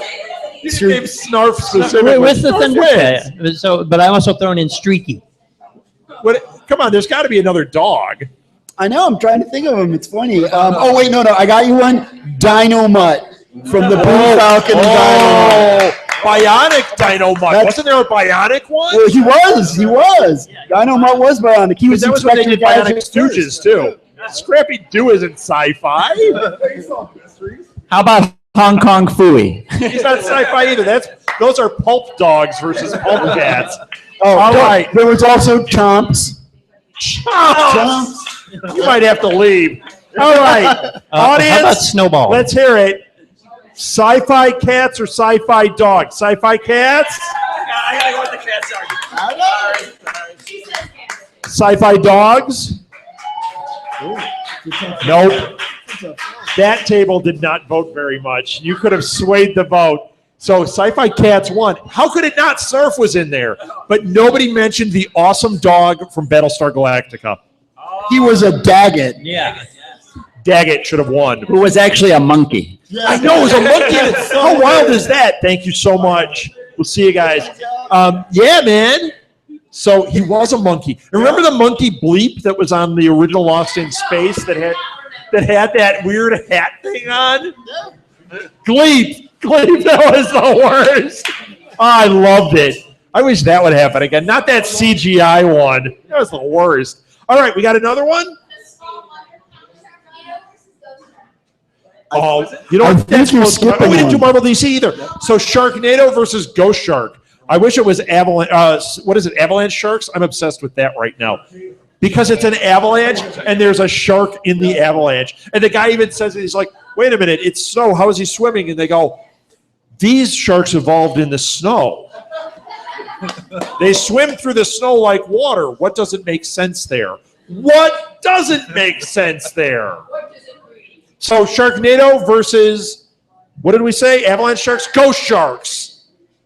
Anybody? Well, All right, audience? I'll take Ghost Sharks if someone does. You Sharknado. will? I'll take Sharknado. Let's hear why Ghost Sharks is better. Well, they're Wait, ghosts. We're putting them in a cage. We're putting them in a cage and they're going to fight. Okay. Who wins? How are you going to kill a ghost shark? It's already dead. But it's a ghost. How can it What, bite? the Sharknado, they're just going to fall out of the sky and kill Ian Zero. And Like this, and they grab the ghost sharks and pull them up with them. And then the ghost sharks become part of the Only- NATO, and it becomes the Ghost Sharknado, No. and that wins. Only Peter Cushing can kill the ghost sharks. That's been firmly How awesome established. would that be? Then they go to a volcano, and it's all- That was a real story. This week that there was a shark found in a volcano. Now even volcanoes aren't safe for us. Yeah. And I thought there was a safe place to go. You know, they're making USS Indianapolis into a movie. Have I mentioned that tonight? It's about sailors getting eaten by sharks. Ghost sharks. And avalanche sharks. Have I talked about that? I can't wait. Is there anything better? Marvel versus Sharknado or Ghost Shark? Which one wins? Ghost Shark? How about Sharknado? I'm calling it a tie because we all win. All right. or all lose. We all lose. We all win now because there's real volcano sharks. How awesome is that? All right. What was it? Marvel and DC. Marvel or DC? Do you want? Okay. We can put it. If somebody wants to jump in, you can say Marvel movies. You can say Marvel comics. You can say Marvel TV. Whatever you want to jump in as, and then the other person that's going to take the other is going to have to pick the other. So. I'll do Marvel Comics. Marvel Comics. Yeah. We are specifically on comics. Yeah. DC Comics. Anybody? Can anybody argue that? They didn't read DC Comics. Nobody reads Get DC Edward Comics. Lee. Edward? Oh, super guest star. Edward Lee, co-owner of This Week in Geek. No, you say that. He's just going to stand. Look out. I'll stand here. I'll stand over everyone. He doesn't want to lose the height off. Batman. Sure. Batgirl. Sure. Be nice. Oh, you got my mom on your side.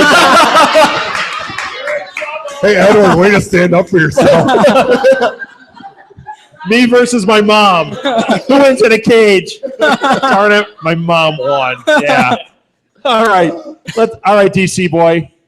Go ahead. Okay, I start. The DC comics, they have a bigger difference between very dark and very broad daylight, and they have more of a different genre. They have Batman, which is a dark detective, to Superman, which are the two biggest ones of him being the good guy, him being light, and him saving the world. They have the two biggest things are two different things that they can easily meld together and make a perfect. Combine like DC. I get what you're saying. It's a very because it is. Their universe is broader, is what he's trying Yes. to say. It goes Yeah, from yeah. I mean, extremes. it's not So- just light and dark, Oh, yeah. but if you're talking DC, you're also talking like how they have their other line with Preacher and that kind of stuff, where Yes. they've got like a darker tone or even more than that. Constantine. Okay. Yeah. Okay. Let's hear it, Marvel. Well, Marvel, okay. You want to talk about a darker tone? Let's talk about the X-Men, who are pretty much allegories for racism. I mean, pretty much when John Byrne and He those played guys the race showed up- card on you there. Well, also, let's not look like you can say that Batman, Superman, they have dynamics that set them apart, but all the Avengers actually don't get along. Right. Like when you look at those early Avengers, half of what they do most of the time is actually fight. Tony Stark and Captain America, they don't get along because their ideology is different. Like he's a death merchant, Cap's a super patriot. The Hulk sort of doesn't get along with everybody because he's the Hulk. He's very angry. Thor's a god, so he's super regal and kind of snobby and kind of just wants to get drunk and punch out trolls. But if you want to say for the Avengers, you have the Avengers, they change up their genre very quickly. For DC, they have the Justice League, which is the Justice League. They don't change very often. It's just right, but that's how you get great conflict. I mean, the Avengers teams, you get criminals like Hawkeye, you get criminals like Black Widow.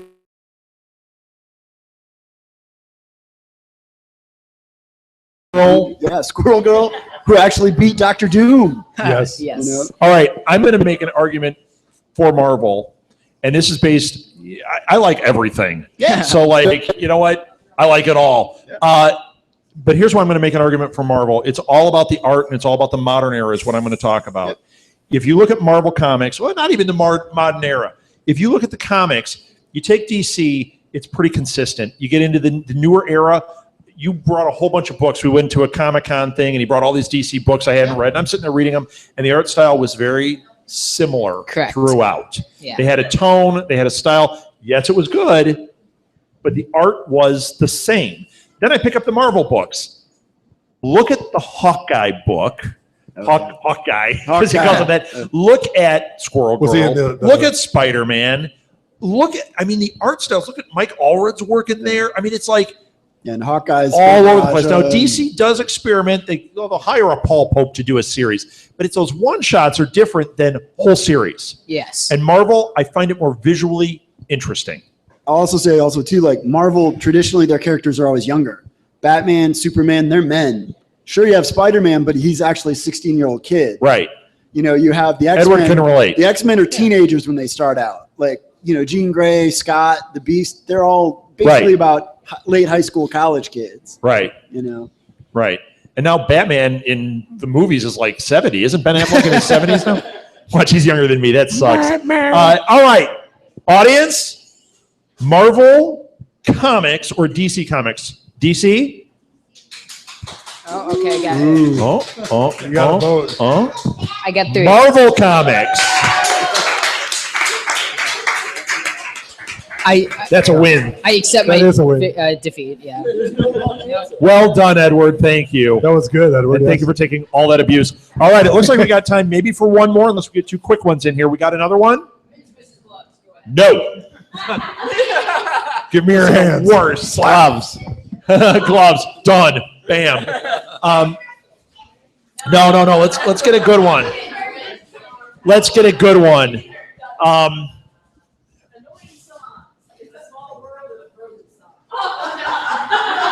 Death is an option. All right, let's just ask it. This is a big vote. The Frozen song, which is more annoying? Frozen song or It's a Small World? It's a Small World? Small world. The Frozen song. You guys, no. Go to Disneyland, go on the ride. It's a Small World hurts you every second. Yeah, but after you're on the ride, you don't hear It's a Small World anymore, but you hear Frozen all the time. Yeah, but that's just now. Talk like 10 years from now, like you'll hear it once in a while, but you're still going to be like, It's there was a guy, I heard this story. Recently, there was a guy that was in a wheelchair that went on the ride and it stopped. And the guy couldn't get off because he was in the middle of the ride. Imagine that poor guy. Like an hour of It's a Small World. Because they don't turn it off. They're like, hey, merchandising, keep it He's going. in Arkham Asylum right now. Right. He's in the new Suicide Squad movie with Harley Quinn. He's a super villain. He's Ironsides. Oh. Too soon, so. Yeah. Hey. You could have said he's Professor X, but that's Send the an wrong email company. to Rob Southgate. You're at betting 1,000. What is it?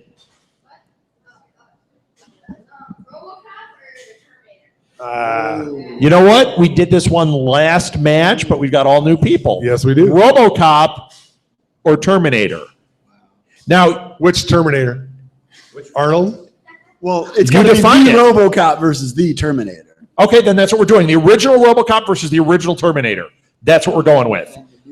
I would have done the comics myself because the RoboCop comics were a really good series. But you didn't say that. So we're talking Peter Weller as RoboCop movie 1. So we're not even getting into 2 or 3 or whatever else. Versus Arnold movie 1 Terminator. No liquid Terminator, no chick Terminator. Chick You know who I mean, the blonde chick. Yep. Yes. Terminate tricks or whatever they call it. I don't know. So yeah, that's a thing. It's something like that. All right. So who's going to take Terminator? This is the last one. I'll take Terminator. Yes. All right. Who's taking RoboCop? I'll take RoboCop. Finally, Chris Mel's been silent all night. I'm not. You know, you talk about comic books. I'm pretty much out of that. Yeah. Right. That's Took a okay. nap over here. All right. Terminator. I'm going to go with Terminator only because he's all machine, whereas RoboCop was part man, part machine, though he was all cop. But Terminator, He's all man. Terminator is What are you talking a machine. He's much hard. I would say he would be much harder to kill than someone who's still part human. So Okay. I'll go with that first. He got beat by. Hold on. We're talking. No, overall characters. We're talking the character versus character. We'll throw him in a cage in a second. That's how this ends. Terminator got beat by a lead pipe and like getting crushed, right? Yes. I mean, and RoboCop, the SUX 2000 or 3000. That's all I have to say. I mean, I think RoboCop number one was, they took this guy and made him into a machine, which he didn't want to be, but he still excelled as being a machine. So I don't think he could lose, and he would just fight where the Terminator was programmed to do a job and he didn't even do it very well. He didn't. I mean, he kind of, he just didn't do it. He actually ultimately failed, didn't He he? did ultimately fail. That they ended up turning him in the next movies into one of their accomplices. So I think too, but the Terminator, when he was crushed, was only barely a torso. So he was still going for it at that point because he had the mission. Because he had the mission. determination, but And even after he died, his hand lived on and caused a lot of havoc. They call that the Evil Dead, but I'm just saying it's another thing. So we've done that cage match too. Yes, we have done All the right, cage so match. is that your whole argument for Terminator? And it was Arnold Schwarzenegger. yeah. In the art, I will give it. It was Arnold, but Wait a minute. But Peter Weller in Darkness was pretty good. Peter Weller was Buckaroo Banzai. Yes, he was Buckaroo. So, ouch. Arnold was Conan. Peter Weller was Buckaroo Banzai. Arnold was in this. I other want to thing. see. Arnold was in Jingle All the Way. Sorry. Sorry. Points going down. I had to pull out all stops. Also, in defense of the Terminator, Sarah had Kyle Reese's help. If you had the Terminator versus RoboCop, and RoboCop didn't have a Kyle Reese giving him the intel on the Terminator, so with Della Reese versus Kyle Reese. That'll be next week. Would you please check if Della Reese is still alive? So if RoboCop, so if you had RoboCop going up just against the Terminator without knowing, any other. Wait, we didn't throw him in a cage yet. We'll get to that question. Okay. So character to character, Terminator. Oh, I won. Did I win? Try it again. I know it's getting late, folks. Let's RoboCop. He had a better gun. All right, Terminator. He had a better catchphrase. Oh yeah. RoboCop won that one. All right, now wait. The very last thing we're going to do is we're throwing him in a cage. It's Peter Weller's RoboCop after he's been told that Schwarzenegger's fired, and Arnold Schwarzenegger as the Terminator before he's just a torso and a glowing eye. So we're full-on Terminator versus full-on RoboCop. Who wins in a cage?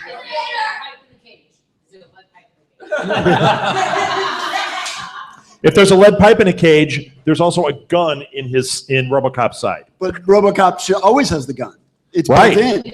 The Terminator doesn't. He couldn't go back in time with weapons, so he's just the Terminator. He's got to punch his way. He's not that nude Schwarzenegger, is he? Yeah. Because he might win because RoboCop would be like, ooh, he's still human and like, ew. Hey, the steroids did something. didn't Yeah, they? right. It was cold. It's shrinkage. All right. So what happens? Who wins in there? Let's just vote it out. Okay. If they're fighting in a cage, who wins? Terminator? Yes. No way. RoboCop. So character to character, RoboCop wins, but in a cage, Terminator wins. That's it for the cage match, everybody. Thank you so much. Thank you, Blue Box. We'll see you next week.